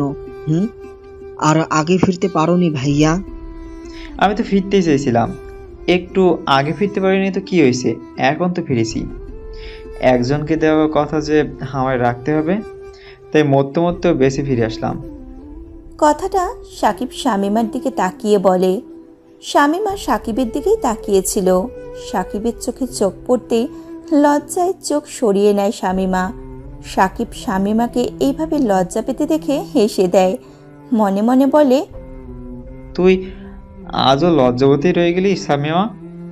আচ্ছা সাদাত, তখন যে ছেলেটা ঝামেলা করছিল সে কে রে? তোকে আর কি বলবো, কত কি ঘটে গেছে। কিছু ভুল বোঝাবুঝির কারণে ললিতের সাথে শামীমার বিয়ে হয়। ললিতের সাথে সুমির আগে থেকেই একটা সম্পর্ক ছিল। বিয়ের মাত্র কিছু দিনের মধ্যেই ললিত শামীমার উপর অত্যাচার করে, এমনকি সুমিকে বিয়ে করে শামীমাকে রক্তাক্ত করে বাড়িতে পাঠিয়ে দেয়। শামীমার উপর এত কিছু করলো আর তোরা চুপ করে সহ্য করলি? আমার তো ইচ্ছা করছে ওই ললিতকে মেরে মাটিতে পুঁতে ফেলতে। আমাদেরও একই অবস্থা, কিন্তু কি করব বল। সুমি এমন একটা ভুল করে বসলো যে সুমিও তো আমারই বোন, আর ললিত এখন সুমির স্বামী। সুমি তো ললিতকে ছাড়তেই চায় না। শাহনাজ পারভিন সবাইকে খেতে ডাকে। খাবারের টেবিলে সাকিব আর শামীমার আবার চোখাচোখি হয়। সাকিব শামীমার দিকে তাকিয়ে মুচকি হাসে। সাকিব এবার সিদ্ধান্ত নিয়ে ফেলেছে শামীমাকে বিয়ে করে তবেই এই দেশ থেকে বউ নিয়ে ফিরে যাবে। ললিত রাগে ফুঁসতে থাকে। কত পরিকল্পনা করে কত কিছু করলো, অথচ তার সব পরিকল্পনা ব্যর্থ হলো। কি লাভ হলো তার সুমিকে বিয়ে করে? সুমিও এখন তার পিছে ঘোরাঘুরি করছে। ললিত সুমিকে শাসিয়ে বলে, একদম আমার পিছু পিছু ঘুরবি না, তোকে দেখে আমার মাথা গরম হয়ে যাচ্ছে। কেন, আমি কি করলাম আবার? আমি তো তোমায় ভালোবাসি ললিত, তোমাকে ভালোবেসে আমি সব ছেড়েছি। আর তুমি? ললিত সুমির চুলের মুঠি শক্ত করে ধরে। সুমি চিৎকার করতে থাকে। ললিত সুমিকে লাথি মেরে নিচে ফেলে দেয়। সুমি কেঁদে দেয়। ললিত এতেও শান্তি পায় না। নিজের রাগ মেটানোর জন্য সে প্যান্টের বেল্ট খুলে সুমিকে মারতে থাকে। সুমি বারবার ললিতকে অনুরোধ করে তাকে যেন সে ছেড়ে দেয়, কিন্তু ললিত তাকে ছাড়ে না। সুমি প্রথমবার অনুভব করে সে কত বড় একটা ভুল করে ফেলেছে। জেদের বশে একটা হারাম কাজ করে ফেলেছে সুমি। তার শাস্তি তো সুমিকে পেতেই হতো। সুমি যখন অনুরোধ করেও ললিতকে সরাতে ব্যর্থ হয়, তখন ফুলদানি তুলে নিয়ে ললিতের মাথায় আঘাত করে। ললিতের মাথা দিয়ে রক্ত বের হয়ে যায়, যার ফলে ললিত আরও বেশি ক্ষেপে যায়। সুমির গলা টিপে ধরে সে। সুমির নিঃশ্বাস প্রায় বন্ধ হয়ে আসছিল। ললিত তখন সুমিকে ছেড়ে দেয়। ললিত বলে, তোকে এত সহজে ছাড়বো না। কিছুই যখন হলো না, তখন তোকে নিয়ে মজা করা যাক। ললিত তার সব বন্ধুদের ফোন করে, তাদেরকে নিজের বাড়িতে আসতে বলে। ললিতের মা বাবাও বাইরে ছিল। এটাই সে সুবর্ণ সুযোগ হিসাবে পেয়ে যায়। সুমি কাপা গলায় বলে, কি করতে চাইছেন আপনি?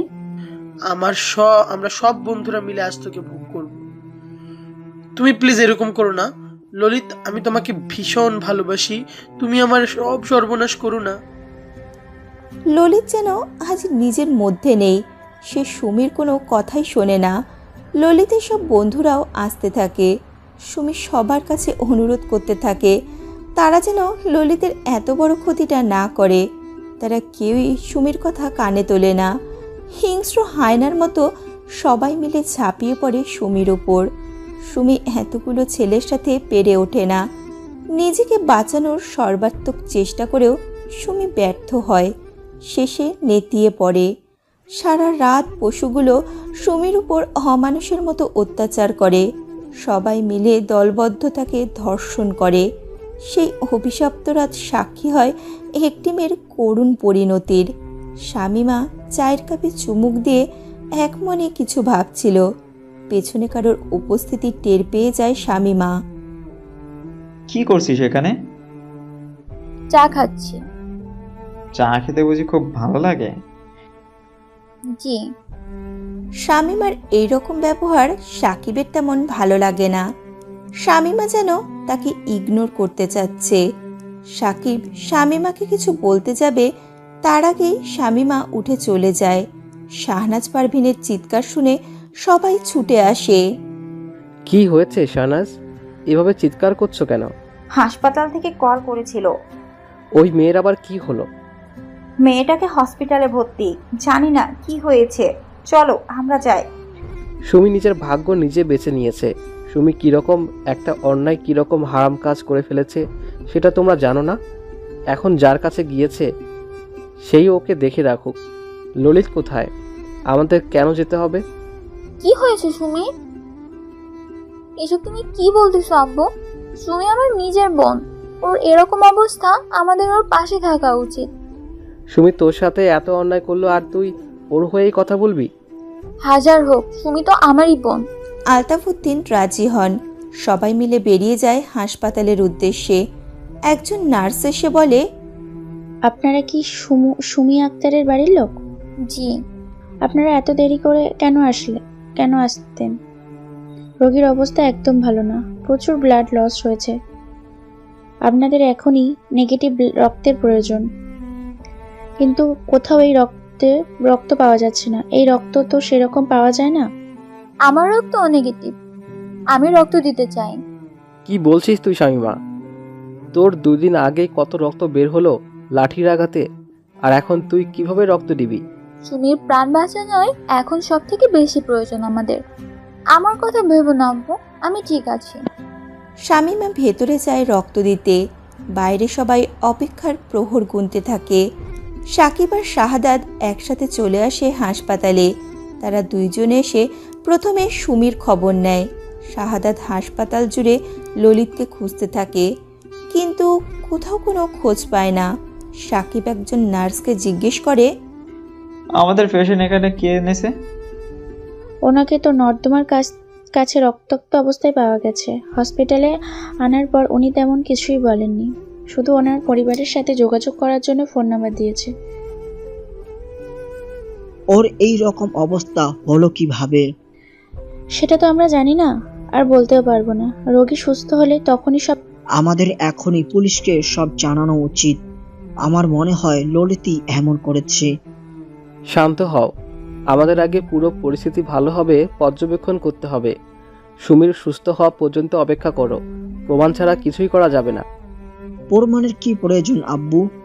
এখানে তো স্পষ্ট বোঝা যাচ্ছে সুমির এইসব ঘটনার পিছনে ললিতেরই হাত আছে। সেটা আমিও উপলব্ধি করতে পারছি। তাছাড়া আইন প্রমাণ ছাড়া অন্ধ, তাই আমি বলবো ধৈর্য ধরতে। অনিশ্চয়তায় একটি দিন পেরিয়ে যায়। সুমির অবস্থা এখন আগের থেকে কিছুটা ভালো, তবে এখনও জ্ঞান ফেরেনি। ডাক্তার সুমির পরিবারকে জানিয়েছে সুমিকে ধর্ষণ করা হয়েছে। সংবাদটা শুনে সবাই হতবাক হয়ে যায়। শাহনাজ পারভিন আহাজারি করে কাঁদতে থাকে। আলতাফুদ্দিনও পরিস্থিতির ভয়াবহতায় চুপসে যান। শাহাদাতের অবস্থাও ভালো না। এর মধ্যে শামীমা চেষ্টা করছে নিজেকে শক্ত রাখার। তাকে যে এখন সব কিছু সামলাতে হবে। সাকিব অনেক জায়গায় ছোটাছুটি করছে। পুলিশও চলে এসেছে তদন্তের জন্য। শাহাদাত পুলিশকে ললিতের কথা জানিয়ে দেয়। সে বলে, আমি মনে করি ওই ললিতই আমার বোনের সাথে এমন করেছে। কে এই ললিত? কি সম্পর্ক আপনার সাথে তার? আপনারা কি তাকে চেনেন? ললিত হলো সুমির স্বামী। ছেলেটা মোটেও ভালো নয়, ওর চরিত্রের দোষ আছে। ওর সাথে আগে শামীমার বিয়ে হয়েছিল, তারপর। উনি কি জোর করে সুমিকে বিয়ে করেছেন? না, সুমির সম্মতিতেই বিয়েটা হয়েছে। কিন্তু তাহলে তো কোনো প্রশ্নই নেই, কেউ নিশ্চয় নিজের স্ত্রীকে ধর্ষণ করবে না। শাহাদাত আর কিছু বলতে পারে না। পুলিশ সবার সাথে কথা বলে চলে যায়। শামীমা তার বাবা মাকে ফেরত পাঠিয়ে দেয়। সারা রাত জেগে থেকে তাদের শরীর বেশি ভালো ছিল না। শামীমার নিজের অবস্থাও ভালো না, কিন্তু সে নিজের কথা না ভেবে বাকি সবার কথা ভাবে। শামীমা নিজের কথা না ভাবলেও সাকিব তো আছে তার কথা ভাবার জন্য। সাকিব শামীমার কাছে গিয়ে বলে, সারা রাত জেগেছিলি? কিছু তো খাসনি, চল কিছু খেতে চল। আমার খিদে নেই সাকিব ভাই। চুপ, আর একটা কথা বলবি না। বেশি কথা বললে মাথায় একটা গাঁটটা মারবো। আচ্ছা ঠিক আছে, চলুন। সাকিব আর শামীমা একসাথে খেতে চলে যায়। সাকিব শামীমাকে একটা রেস্টুরেন্টে নিয়ে যায় খেতে। শামীমা যখন তৃপ্তি করে খাচ্ছিল, তখন সাকিব মনে মনে বলে, আমি চিরকাল তোকে এভাবে শান্তিতে থাকতে দেখতে চাই শামীমা। শামীমা সাকিবকে নিজের দিকে এইভাবে তাকিয়ে থাকতে দেখে লজ্জা পেয়ে যায়। সাকিব সেটা বুঝতে পেরে বলে, এভাবে লজ্জা পেলে চলবে না। আজীবন তো আমার সাথে থাকতে হবে, তখন এত লজ্জা পেলে চলবে? শামীমার লজ্জা যেন আরও বেড়ে যায়। সুমির জ্ঞান ফিরে আসে। সে চারিদিকে অন্ধকার দেখছিল। কালকের ভয়াবহ রাতের ঘটনা যেন সে কোনোভাবেই ভুলে যেতে পারছিল না। নিজের ওপরই রাগ হচ্ছে তার। ললিতকে অন্ধভাবে বিশ্বাস করে নিজের বোনের ক্ষতি করার শাস্তি যে তাকে পেতেই হতো। সুমির জ্ঞান ফেরার কথা শুনে পুলিশরাও আসে। তারা জিজ্ঞেস করে, আপনি কি কিছু লুকানোর চেষ্টা করছেন? আমি কিছু মনে করতে পারছি না। যতদূর মনে আছে, আমি রাতে বাইরে বেরিয়েছিলাম, তখন কে বা কারা আমাকে তুলে নিয়ে যায়, আর তারপর। কথা সম্পূর্ণ না করে খেদে দেয়। মনে মনে ক্ষমা চেয়ে নেয় এইভাবে মিথ্যে বলার জন্য। সুমির মনে পড়ে যায় গতকাল রাতের কথা। ললিতা তার বন্ধুরা সুমিকে হুমকি দিয়ে বলে, যদি কাউকে কিছু বলিস তাহলে তোকে আর তোর পুরো পরিবারকে শেষ করে দেব। ভালো হবে তুই যদি নিজের মুখ বন্ধ রাখিস। খুব অন্ধকার ছিল চারিদিকে। আমার কিছু মনে নেই, আমি সত্যি কিছু দেখিনি। আপনি কি কিছু লুকানোর চেষ্টা করছেন? আমার মনে হয় উনি আমাদের থেকে কিছু লুকাতে চাইছেন। আপনারা তো ওনার পরিবারের লোক, আপনারা একটু চেষ্টা করে দেখুন যদি কিছু বলে। আপনার সাথে এত বড় অন্যায় কে করেছে মিস সুমি? আপনি কি তাদের কাউকে চেনেন? কারো চেহারা কি মনে আছে? আমাকে দয়া করে আর এসব বিষয়ে আর কোনো রকমের প্রশ্ন করবেন না। আমি আর ওই ভয়ানক রাতের ব্যাপারে কোনো কিছু মনে করতে চাই না। আমরা পুলিশ, আমাদের দায়িত্ব সব সত্য জানা। আমাদের তো আমাদের কাজ করতেই হবে। আপনি যদি আমাদের সহায়তা না করেন, যদি আমাদের থেকে অপারেশন না করেন, তাহলে আমরা তো দোষীদের শাস্তি দিতে পারবো না। আমি কিছু জানি না বললাম তো। আপনার প্লিজ যান। আমি একেবারে নিশ্চিত এইসব কিছু ওই ললিতই করেছে। ওকে জিজ্ঞাসাবাদ করলেই সব জানা যাবে। ভাইয়া, আমার মনে হয় তুমি ঠিক বলছো। আমি সুমিকে বোঝাবো, সব সত্য আমাদের জানতে হবে। অপরাধীদের তাদের অপকর্মের শাস্তি পেতেই হবে। আমি একটা কথা বলবো, তোমরা সবাই মন দিয়ে শোনো। এইসব ব্যাপারে যত কম কথা হবে তত ভালো। কি বলছো তুমি আম্মু? আমি যা বলছি একদম ঠিক বলছি। তুই জানিস না, একটা মেয়ের উপর এত বড় অভিযোগ এলে সমাজ তাকে কথা শোনায়। এমনিতেই এর আগে তোকে সমাজে অনেক কথা উঠেছে, তোর চরিত্র নিয়ে সবাই কত বাজে কথা বলেছে। এখন এইসব ব্যাপার জানাজানি হলে লোকে তো আরো মাথায় উঠে যাবে, বলবে আমার কোনো মেয়েকে মানুষ করতে পারিনি। লজ্জায় যে আমরা মুখ দেখাতে পারবো না। আমি তোদের আব্বুকে বলে দেব যেন পুলিশকে আমাদের বাড়িতে আসতে মানা করে। এইসব তদন্ত করার দরকার নেই। এইসব করে কি হবে? যা হবার তো হয়ে গেছে। তোমার কথা আমি মানতে পারলাম না। শুধুমাত্র সমাজের ভয়ে আমরা চুপ থাকবো? ঠিকই তো আম্মু, আমরা সুমিকে ন্যায় বিচার পাইয়ে না দিয়ে এভাবে হাত গুটিয়ে বসে থাকতে পারি না। তাহলে আর কি, আমাদের মান সম্মান সব শেষ করে দে। আমি আর তোর বাবা এভাবে আর পারছি না। সারা জীবন অনেক সম্মানের সাথে কাটিয়েছি, আর এখন শেষ বয়সে এসে এত কিছু দেখতে হচ্ছে। আম্মু, আল্লাহর উপর ভরসা রাখো, তিনি সব ঠিক করে দিবেন। সুমিকে কোথাও খুঁজে পাওয়া যাচ্ছে না, আর আপনারা এখানে ঝামেলায় ব্যস্ত আছেন এখনো। সাকিবের কথা শুনে মুহূর্তেই পুরো পরিস্থিতি বদলে যায়। সবাই সুমিকে খোঁজাখুঁজি শুরু করে। সুমি তার মায়ের সব কথা শুনে ফেলেছিল, তাই সে সব ছেড়ে চলে আসার সিদ্ধান্ত নিয়েছে। এমনিতেই জেদের বশে তার মা বাবাকে অনেক সমস্যার মধ্যে ফেলেছে, নিজের সব থেকে বড় সর্বনাশও করেছে। তাই এখন আর নতুন করে কোনো সমস্যা তৈরি করার ইচ্ছে তার নেই। এখন সুমি চায় সব ছেড়ে চলে গিয়ে সবাইকে শান্তি দিতে। নিজের জীবন তো শেষ করেই ফেলেছে, এখন অন্তত অন্যদের জীবনে সমস্যা তৈরি করতে চায় না। সুমি ব্যর্থ হয়েছে, এখন কোথায় যাবে সেটাই ভাবতে পারছে না। রাস্তায় হাঁটতে হাঁটতে অজানা গন্তব্যে পা বাড়িয়েছে সুমি। শামিমা শাহনাজ পারভিনকে সামলাচ্ছে। শাহাদাত, সাকিব, আলতাফউদ্দিন সবাই সুমির খোঁজে ব্যস্ত। এইসবের মধ্যে নতুন সমস্যা পুলিশের আগমন। পুলিশ একটার পর একটা জেরা করেই চলেছে। এত সবের মধ্যে সবার শান্তি যেন হারিয়ে গেছে। শামিমার শরীর এমনিতেই দুর্বল ছিল, এত ধকল সহ্য করতে না পেরে জ্ঞান হারিয়ে ফেলে শামিমা। সাকিব এসে শামিমাকে ধরে ফেলে, না হলে সে পড়েই যেত। শামিমাকে হাসপাতালে অ্যাডমিট করা হয়। শামিমার জ্ঞান ফিরলে সাকিব তাকে রাগ দেখায়। কি করি সারাদিন? নিজের খেয়াল রাখার টাইম অফ কি পাস না? সারাদিন অন্যদের খেলা রেখেই যাবি, আর তোর কি হবে? আমি ঠিক আছি। চুপ, আর একটা কথা বলবি না। তুমি এইভাবে বলতেছো কেন? সুমিকে খুঁজে পাওয়া যাচ্ছে না, ও আমার বোন, ওর কথা তো ভাবতেই হবে। আমরা সবাই তো আসি, তোকে এত চিন্তা করতে হবে না। তুই আরাম কর, একদম উঠবি না।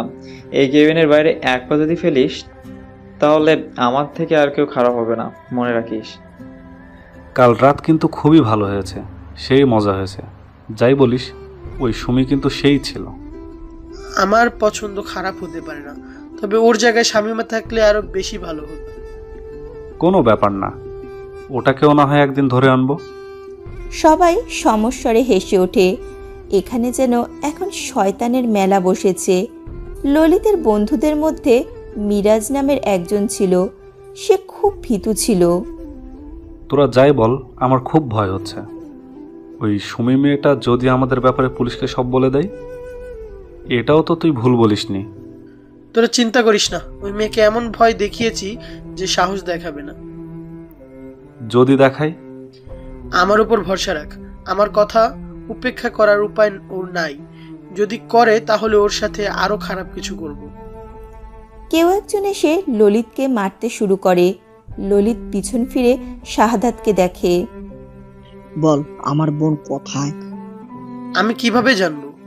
চুপ, আমি জানি তুই আমার বোনের সাথে খারাপ কাজটা করেছিস, তোকে আমি ছাড়বো না। কি করবি তুই? তুই একা, আর আমাদের দেখ আমরা কতজন। শাহাদাত একা আসেনি, আমি ওর সাথে এসেছি। সাকিব এসে ললিতকে মারতে শুরু করে। সাথে সাকিবের ভাড়া করা অনেক লোক ছিল। সাকিব ললিতকে বলে, তুই সত্যি করে বল, সুমি কোথায়? আমি জানি না।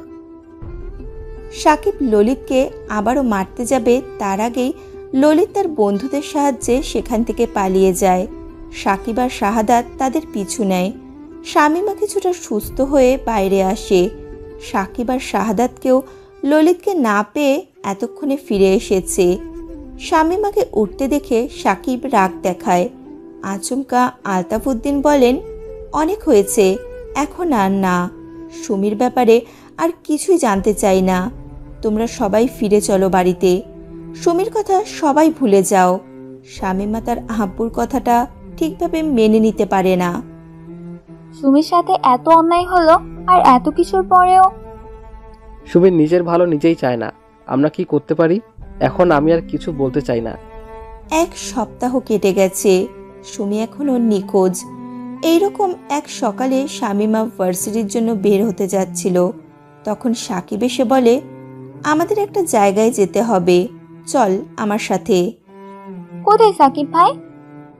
গেলেই জানতে পারবি, চল। এখন বাড়িতে কেউ নেই, সবাই চলে গেছে, এখন শুধু তুই আর আমি। শামীমার মনে অজানা ভয় কাজ করে। বিপদের আভাসে তার আত্মারাম কেঁপে ওঠে। শামীমা আল্লাহর নাম স্মরণ করে সাকিবের সাথে চলে যায়। খাল থেকে কারো লাশ উদ্ধার করা হয়েছে। সেই লাশের গন্ধকে যেন ছাপিয়ে যাচ্ছে শাহনাজ বেগমের কান্না, কারণ সেই লাশের পরনে যে সুমির জামা কাপড়। সবাই প্রায় নিশ্চিত এটা সুমিরই লাশ, তবুও নিশ্চিতকরণের জন্য হয়তো ডিএনএ টেস্ট করা হবে। শামীমা আজ আর কোনো কিছুই ভাবতে পারছে না। নিজের বোনের এই মৃত্যুটা সে মেনে নিতে পারছে না। শামীমা আজ নিজেই নিজেকে প্রতিজ্ঞা করে, সুমির এই পরিণতির জন্য যারা দায়ী, আমি তাদের সবাইকে শাস্তি দেব ইনশাল্লাহ। পরিবারের মানুষদের সামলাতে গিয়ে শামীমা নিজেই খুব ক্লান্ত হয়ে গেছে। কিন্তু না, তার এইভাবে ক্লান্ত হলে চলবে না। তার যে এখনো অনেক কাজ বাকি। শামীমা বেরিয়ে পড়ে তার জরুরি কাজে। মিরাজ আজ খুব ভয়হীন হয়ে আছে। তার মনে হচ্ছে তার জীবনে কোনো বিপদ নেই। সে এইসবই ভাবছিল, তখন তার সামনে এসে উপস্থিত হয় কেউ একজন। মিরাজ ভড়কে গিয়ে বলে, কে রে তুই? সামনে থাকা মুখোশে আবৃত ব্যক্তিটি কোনো কথা না বলে মিরাজকে অনবরত ছুরি দিয়ে কোপাতে থাকে। মিরাজ সেইখানেই মৃত্যুবরণ করে। মিরাজকে মেরে ফেলার পর তার লাশের পাশে একটি গোলাপ ফুল রেখে দিয়ে যায় খুনি, আর পাশে মিরাজের রক্ত দিয়ে লিখে রেখে যায় 1000 ফুলের মাঝে একটি গোলাপ। একই রাতে এইভাবে ললিতের আরও 2 বন্ধুর খুন হয়। বেঁচে থাকে শুধু ললিত আর আমান। রাতে শামীমাকে একা বাড়ি ফিরতে দেখে সাকিব বলে, কোথায় গিয়েছিলি তুই এত রাতে? একটু বাইরে কাজ ছিল, আমি এখন আসছি। শামীমা আর তেমন কোনো কথা না বলে নিজের রুমের দিকে চলে যায়। সাকিব ভালোভাবে শামীমাকে পর্যবেক্ষণ করে। তার কেন জানি মনে হচ্ছিল শামীমা কিছু লুকানোর চেষ্টা করছে। সাকিব এবার সিদ্ধান্ত নিয়ে ফেলেছে সে আর শামীমাকে এইভাবে থাকতে দেবে না। কাল সকালেই সে আলতাফুদ্দিনের কাছে শামীমাকে বিয়ে করার প্রস্তাব রাখবে। হয়তোবা তিনি রাজি হতে পারেন, না হওয়ার সম্ভাবনাও আছে। তবে সাকিব এখন নেগেটিভ কিছু ভাবতে চায় না। সে শুধু চায় শামীমাকে নিজের করে পেতে। নতুন একটি দিনের শুরু হয়। শামীমা সকালে বসার ঘরে যেতেই সাকিবের দৃষ্টিতে আটকে যায় তার চোখ। সাকিব কিরকম অন্যভাবে তাকিয়ে আছে। শামীমার কিছুটা অস্বস্তিও হয়। তার কেন জানি মনে হচ্ছিল আজ অন্যরকম কিছু একটা হবে। তার ভাবনাকে ঠিক প্রমাণ করে আলতাফুদ্দিন বলেন, সাকিব তোমাকে বিয়ে করার প্রস্তাব দিয়েছে। আমি সব সিদ্ধান্ত তোমার উপর ছেড়ে দিলাম। তুমি বলো কি করতে চাও? শামীমার চক্ষু চড়ক গাছ হয়ে যায়। এইরকম কিছু সে আশা করেনি। কালই সুমির সাথে এরকম একটা ঘটনা ঘটলো, আর আজ তোমরা কিরকম কথা বলতেছ? তোমরা কিভাবে এসব ভুলে আমায় এরকম ভাবে বিয়ের কথা বলতে পারো? এই ঘটনার জন্যই আমরা তোমাকে নিয়ে ভয়ে আছি। পুলিশ প্রমাণ ছাড়া কিছু করবে না। আর এদিকে ললিত তোমার কোনো ক্ষতির চেষ্টা করতে পারে। তাই আমি মনে করি তোমার এখনই কোনো সিদ্ধান্ত নেওয়া প্রয়োজন। আমি পারবো না। আমি এখন কোনো রকম কোনো সিদ্ধান্ত নিতে পারবো না। আমার কিছু সময় লাগবে। যা সিদ্ধান্ত নিবি একটু ভালোভাবে ভেবে শুনে নিস। শামীমার কোনো কথা না বলে নিজের রুমে চলে যায়। তখন আলতাফুদ্দিন টিভি চালু করতে খবরে দেখতে পান রাতে খুব ভয়ানকভাবে 3টি খুন করা হয়েছে, যাদের প্রত্যেকেরই লাশের পাশে একটি গোলাপ ফুল পাওয়া গেছে, আর তার পাশে লেখা 1000 ফুলের মাঝে একটি গোলাপ। নিউজটি দেখে শাহাদাত বলে, যাদের ছবি দেখালো তারা তো সবাই ললিতের বন্ধু, তাই না সাকিব? ঠিকই তো, কিন্তু ওদের এভাবে কে মারলো? মুহূর্তে সবাই নিশ্চুপ হয়ে যায়। আমান উৎকণ্ঠায় দিন পার করছিল। তার 3 জন বন্ধুকে মেরে ফেলা হয়েছে। সে নিজেও অজানা বিপদের ভয়ে আছে। ললিত যদিও বা এইসব ব্যাপার নিয়ে মাথা ঘামাচ্ছে না, তবে আমান নিশ্চিত হতে পারছে না। তার অবচেতন মন তাকে সতর্কবার্তা দিচ্ছে। আমান ভয়ে ভয়ে রাতে নিজের বাড়ির দিকে ফিরছিল। তখনই কেউ আচমকা পিছনে এসে আমানকে ধাক্কা দেয়। আমান তাল সামলাতে না পেরে পড়ে যায়। পিছনে ফিরে তাকাতেই যাকে ভয়ে আমানের গলা শুকিয়ে যায়। সে অনুরোধ করে বলে, আমি বেঁচে থাকতে চাই, আমাকে যেতে দাও। আমার পরিবারের একমাত্র সন্তান আমি। আমার কিছু হয়ে গেলে আমার বাবা মার কি হবে? এখন তোর মা বাবার কথা মনে পড়তেছে খুব? আগে পড়েনি? অন্যদের খারাপ করে কখনো নিজের ভালো হয় না। তুই যা অন্যায় করেছিস তার জন্য শাস্তি পেতেই হবে। আমানের মাথায় পাথর দিয়ে আঘাত করে তার মাথা থেতলে দেওয়া হয়। আবার একইভাবে আমানের লাশের পাশে একটি গোলাপ ফুল রাখা হয়, সাথে রক্ত দিয়ে লেখা হয় 1000 ফুলের মাঝে একটি গোলাপ। আমি বিয়েতে রাজি আছি। শামীমার কথাটা শুনে সবাই স্বস্তির নিঃশ্বাস ফেলে। বিশেষ করে সাকিবের আনন্দটা ছিল দেখার মতো। সাকিবের খুব ভালো লাগছিল কথাটা শুনে, সাথে খুব ভয়ও কাজ করছিল তার মধ্যে। আমি চাই আজই যেন আমাদের বিয়েটা হয়ে যায়। এত তাড়াতাড়ি? কোনো আয়োজনই তো করা হয়নি। বেশি কিছু করতে হবে না, কাজই ডেকে বিয়ে করলে হবে। আমি সময়কে নিয়ে কোনো টেনশনে থাকতে চাই না, তাই। আচ্ছা। রাতে বিয়ের জন্য কাজী আসে। শামীমা কোনো আপত্তি ছাড়াই বিয়ে করতে রাজি হয়েছে। কাজী এসে বিয়ে পড়ানো শুরু করেছে, তখনই সেখানে পুলিশ চলে আসে। পুলিশ এসেই বলে, আমরা মিস শামীমাকে গ্রেপ্তার করতে এসেছি। মানে এসব কি বলছেন আপনারা? কেন গ্রেপ্তার করবেন আমার মেয়েকে? কি অপরাধ ওর? আপনারা নিশ্চয় জানেন গত কয়েকদিন একজন সিরিয়াল কিলার অনেকগুলো খুন করেছে এবং তাদের সবার পাশে একটি গোলাপ ফুল, সাথে রক্ত 1000 ফুলের মাঝে গোলাপ লেখা হয়েছে। জানি, কিন্তু এর সাথে শামীমার কি সম্পর্ক? আমরা সন্দেহ করছি মিস শামীমাই সেই সিরিয়াল কিলার। সাকিব শামীমার বিয়ের সময় পুলিশ এসে উপস্থিত হয়। পুলিশের কথায় যেন বাড়ির পরিস্থিতি পুরো বদলে যায়। কারো বিশ্বাসই হচ্ছিল না এই কথা। শামীমা নিজেও যথেষ্ট অবাক হয়েছে এই কথা শুনে। এর মাঝে সাকিব বলে ওঠে, আপনাদের কোথাও কোনো ভুল আছে। শামীমা এসবের সাথে জড়িত থাকতেই পারে না। আমি শামীমাকে চিনি। আপনারা কোনো প্রমাণ ছাড়া শুধুমাত্র সন্দেহের বশে এরকমভাবে কাউকে গ্রেপ্তার করতে পারেন না। আর তাছাড়া আজ আমাদের বিয়ে, তাই আজকের দিনে কোনো অশান্তি হোক সেটা আমি চাই না। আমাদের কাছে প্রমাণ আছে বলে আমরা পদক্ষেপ নিয়েছি। আমরা প্রমাণ ছাড়া কোনো কাজ করি না। কি প্রমাণ আপনাদের কাছে? যা প্রমাণ করেছে শামীমাই সেই খুনি। ওনাদের নিয়ে এসো। আশেপাশের কয়েকজন মানুষ ভেতরে চলে আসে। তারা সবাই শামীমাকে দেখে ভয়ে কাঁপছিল। আপনারা ভয় পাবেন না, যা সত্য সব বলুন। আমি দেখেছি যেই রাতে 3টি খুন হয় সেই দিন রাতে শামীমা মেয়েটা লুকিয়ে লুকিয়ে কোথাও যাচ্ছিল। আমার তো ওকে দেখে সন্দেহ হয়। আমি সেদিন রাতে শামীমাকে রক্তমাখা শরীরে বাড়িতে ফিরতে দেখেছি। শামীমা রোজ আমার কাছ থেকে গোলাপ ক্রয় করে। সব শুনলেন তো?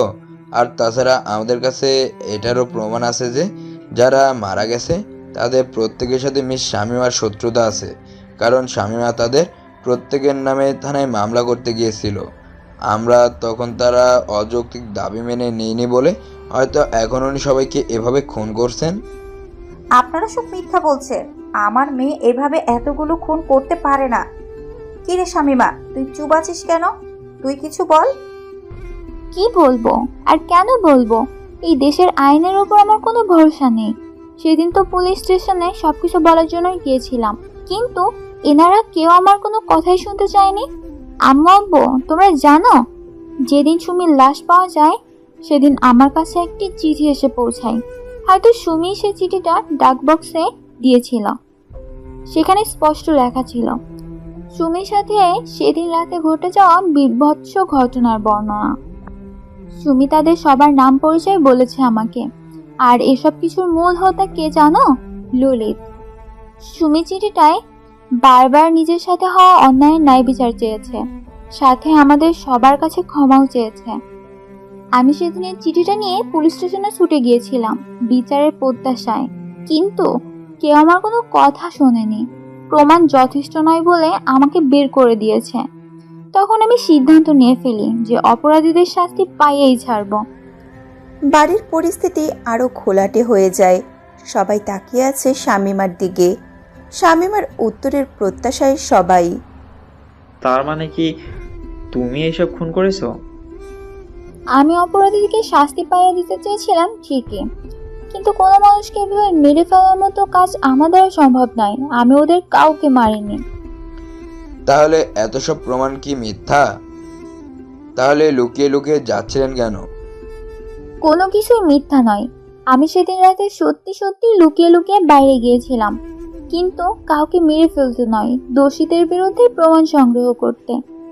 বাড়িতে কেউ যদি জানতে পারতো তাহলে আমাকে এত ঝুঁকি নিতে দিত না। তাই আমি একাই লুকিয়ে যাই সেদিন রাতে, যাতে কোনো প্রমাণ পাওয়া যায়। আর রক্তমাখা শরীরে ফিরে আসার ব্যাপারটা? আমি সেদিন প্রমাণ সংগ্রহের জন্য মিরাজ নামের ছেলেটার কাছে যাই। আমার কাছে ওর বাড়ির ঠিকানা ছিল। সেই পথ ধরে যাওয়ার সময় মিরাজকে পড়ে থাকতে দেখতে পাই। কাছে গিয়ে দেখতেই ওর মৃতদেহটা চোখে পড়ে। ভয়ে আমার গলা শুকিয়ে যায়। মিরাজের রক্তই আমার শরীরে লাগে। সব তো বুঝলাম শামীমা ম্যাডাম, কিন্তু গোলাপের ফুলের ব্যাপারটা কি বলবেন? আমার গোলাপ ফুল খুব পছন্দ, তাই আমি গোলাপ ফুল ক্রয় করলাম।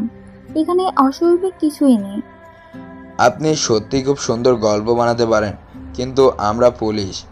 আপনাদের মতো অপরাধীদের পেট থেকে কিভাবে সত্য কথাটা বের করে আনতে হয় সেটা আমরা খুব ভালো করে জানি। যাও, ওনাকে গ্রেপ্তার করো। তার কথা শুনে কয়েকজন মেয়ে পুলিশ এসে শামীমাকে গ্রেফতার করে। শামীমা অসহায়ের মতো সবার দিকে তাকায়। তার চোখ মুখের ভাষায় বলে দিচ্ছিল সে সম্পূর্ণ নির্দোষ। সাকিব শামীমার এই অবস্থা দেখে তার মাথায় হাত দিয়ে বলে, ভয় পাস না শামীমা, আমি আছি। তোর সাকিব ভাই তোকে কথা দিচ্ছে আমি তোর কোনো ক্ষতি হতে দিব না। আর কেউ তোকে বিশ্বাস করুক বা না করুক, আমি তোকে বিশ্বাস করি। আমি জানি তুই নির্দোষ। আমি তোকে কথা দিচ্ছি, আমি তোকে খুব শীঘ্রই বের করে আনবো। তারপর আমরা দুজনে মিলে নতুন করে জীবনটা শুরু করব, যে জীবন হবে চিরসুখী। সাকিবের কথায় শামীমা অদ্ভুত এক জোর পায়। তার মনে হয় এই লোকটিকে বিশ্বাস করা যায়। সাকিব ভাই নিশ্চয়ই তাকে বের করে আনবেই। তোর হাত কাঁপলো না? এতটুকু একটা মেয়ে হয়ে কিভাবে 4-4টে পুরুষ মানুষকে খুন করলি তুই? জিজ্ঞাসাবাদে এইরকম প্রশ্নের সম্মুখীন হতে হয় শামীমাকে। শামীমা ধীর স্থির উত্তর দেয়, আমি কোনো খুন করিনি। আমাকে মেরে মেরে শেষ করে দিলেও আমি এই কথা বলবো যে আমি কোনো খুন করিনি। যা হয়েছে তাতে আমি বিন্দুমাত্র দায়ী নই। আমি তো এটাও জানি না যে এই খুন করেছে কে। তবে যেই করেছে খুব একটা খারাপ কাজ করেনি। আইন শাস্তি দিতে পারেনি তো কি হয়েছে? আল্লাহ শাস্তি দিয়েছেন ওই শয়তানদের। তুই সত্যি বলবি না তাই তো? দেখ এবার কি হয়। শামীমার উপর অকথ্য অত্যাচার করা হয়, তবুও শামীমা একই কথা বলে যে সে কোনো অপরাধ করেনি। সাকিব থানায় এসে বসে আছে। সে চাইছে শামীমার সাথে দেখা করতে। পুলিশ তার এই ইচ্ছা পূরণ করতে অপারগ, তাই তাকে বলে দেয়, এভাবে দেখা করার কোনো নিয়ম নেই। সাকিব আশা ছাড়ে না। শাহাদাত ছুটে এসে বাড়ির সবাইকে বলে, ললিতকে খুন করা হয়েছে। কি বলছিস কি তুই? কখন? কিভাবে? আমি তেমন কিছু জানি না। ললিতকেও ঠিক তার বন্ধুদের মতো করে খুন করার কথা হচ্ছে। আর শুনলাম তার মৃতদেহের পাশে একটি মেয়েকে গুরুতর অবস্থায় পাওয়া গেছে। তুই টিভি অন কর, সব জানা যাবে। আলতাফ উদ্দিনের কথা শুনে শাহাদাত টিভিটা অন করে। নিউজে বলা হচ্ছিল, ব্রেকিং নিউজ, অবশেষে সন্ধান পাওয়া গেল আসল সিরিয়াল কিলারের। এর আগে পুলিশ শামীমা নামের একটি মেয়েকে অপরাধী হিসাবে সন্দেহ করে তাকে গ্রেফতার করেছিল। এখন জানা যাচ্ছে শামীমা আসল অপরাধী নয়। এইসব খুনের সাথে সে জড়িত নয়। এইসবের পেছনে রয়েছে তারই আপন বোন সুমি, যিনি ললিতের স্ত্রী। যতদূর জানা যাচ্ছে তিনি প্রতিশোধ নেওয়ার জন্য নিজের স্বামী এবং তার বন্ধুদের খুন করেছেন। তার অবস্থাও আশঙ্কাজনক। ডাক্তার বলছে তার বাঁচার আশঙ্কা নেই বললেই চলে। এ বিষয়ে বিস্তারিত জানাবো। নিউজটি দেখে বাড়ির সবাই প্রচণ্ড হতবাক হয়। সবাই তো ভেবেছিল সুমি মারা গেছে, তাহলে সে কিভাবে ফিরে এলো? তাহলে ওই লাশটা কার ছিল যেটা আমরা সেদিন দেখলাম? আমার কাছে একটু আগেই ডিএনএ টেস্টের রিপোর্ট এসেছে। এতক্ষণ দেখতে পারিনি, এক্ষুনি দেখছি। তিনি ডিএনএ রিপোর্ট চেক করে বললেন, লাশটা সুমির ছিল না, ওটা হয়তো অন্য কারো লাশ ছিল যে সুমির মতো পোশাক পরেছিল। তার জন্য আমরা ভুল ভেবেছিলাম। আমাদের এখনই হাসপাতালে যেতে হবে, সেখানেই সবকিছুর উত্তর পাওয়া যাবে। শামীম সাকিবাকে পুলিশ স্টেশন থেকে নিয়ে আসে। এখন যেহেতু শামীমার নিরপরাধ সাব্যস্ত হয়েছে, তাই তাকে ছেড়ে দেওয়া হয়েছে। সাকিবা আর শামীমও হাসপাতালে চলে যায়। সমীর অবস্থার আরও অবনতি হয়েছে। শেষ সময়ে সে তার পরিবারের লোকেদের সাথে কথা বলতে চায়, তাই শামীমা সবার সাথে সমীর কেবিনে যায়। পরিবারের সবাইকে দেখে সমীর মলিন হাসে। সমীর পুরো শরীরে আঘাতের চিহ্ন। তার এইরকম অবস্থা দেখে শামীমা কেঁদে দেয়। শাহনাজ পারভিন ডুকরে কেঁদে ওঠেন। তোমরা এভাবে কেঁদো না। আমি মৃত্যুর আগে তোমাদের সবাইকে সুখী দেখে যেতে চাই। আম্মু, তুমি বলেছিলে না আমার জন্য যেন সমাজের কারো কাছে তোমাদের ছোট হতে না হয়? দেখো, আমি আজ মরে যাব, তারপর কেউ তোমাদেরকে ছোট করবে না। আমি অপরাধীদের নিজের হাতেই শাস্তি দিয়েছি। সব থেকে বেশি কষ্ট দিয়েছি ওই ললিতকে। তোমরা শুনতে চাও না ললিতকে কিভাবে মেরেছি? শোনো তাহলে। ললিত নিজের বন্ধুদের এইভাবে এক এক করে মরতে দেখে তার মনেও ভয় বাসা বাঁধে। ললিত তাই লুকিয়ে লুকিয়ে শহর ছেড়ে পালিয়ে যাচ্ছিল, কিন্তু নিজের ভাগ্য থেকে পালানো যায় না। সুমি ঠিকই ললিতকে ধরে ফেলে। সুমিকে দেখে ললিত হতবাক হয়ে বলে, তুমি বেঁচে আছো? আমাকে যে বেঁচে থাকতেই হতো তোমার মতো শয়তানকে শাস্তি দেওয়ার জন্য। অনেক পাপ করেছো তুমি। আমার আর আমার স্বামী মা আপুর সাথে অনেক অন্যায় অত্যাচার করেছো। এবার সেসবের শাস্তি পাওয়ার পালা। সুমি একটা ছুরি হাতে নিয়ে ললিতের হাত পা কেটে দেয়, তারপর নুন ছিটিয়ে দেয়। ললিত যন্ত্রণায় কাতরাতে থাকে। সুমি কাছে নিজের প্রাণ ভিক্ষা চায়। সুমি একটা লাঠি হাতে তুলে নিয়ে ললিতকে মেরে রক্তাক্ত করে দেয়। ললিত অজ্ঞান হয়ে যায়। সুমি ললিতকে নিয়ে যায় নিজের আস্তানায়।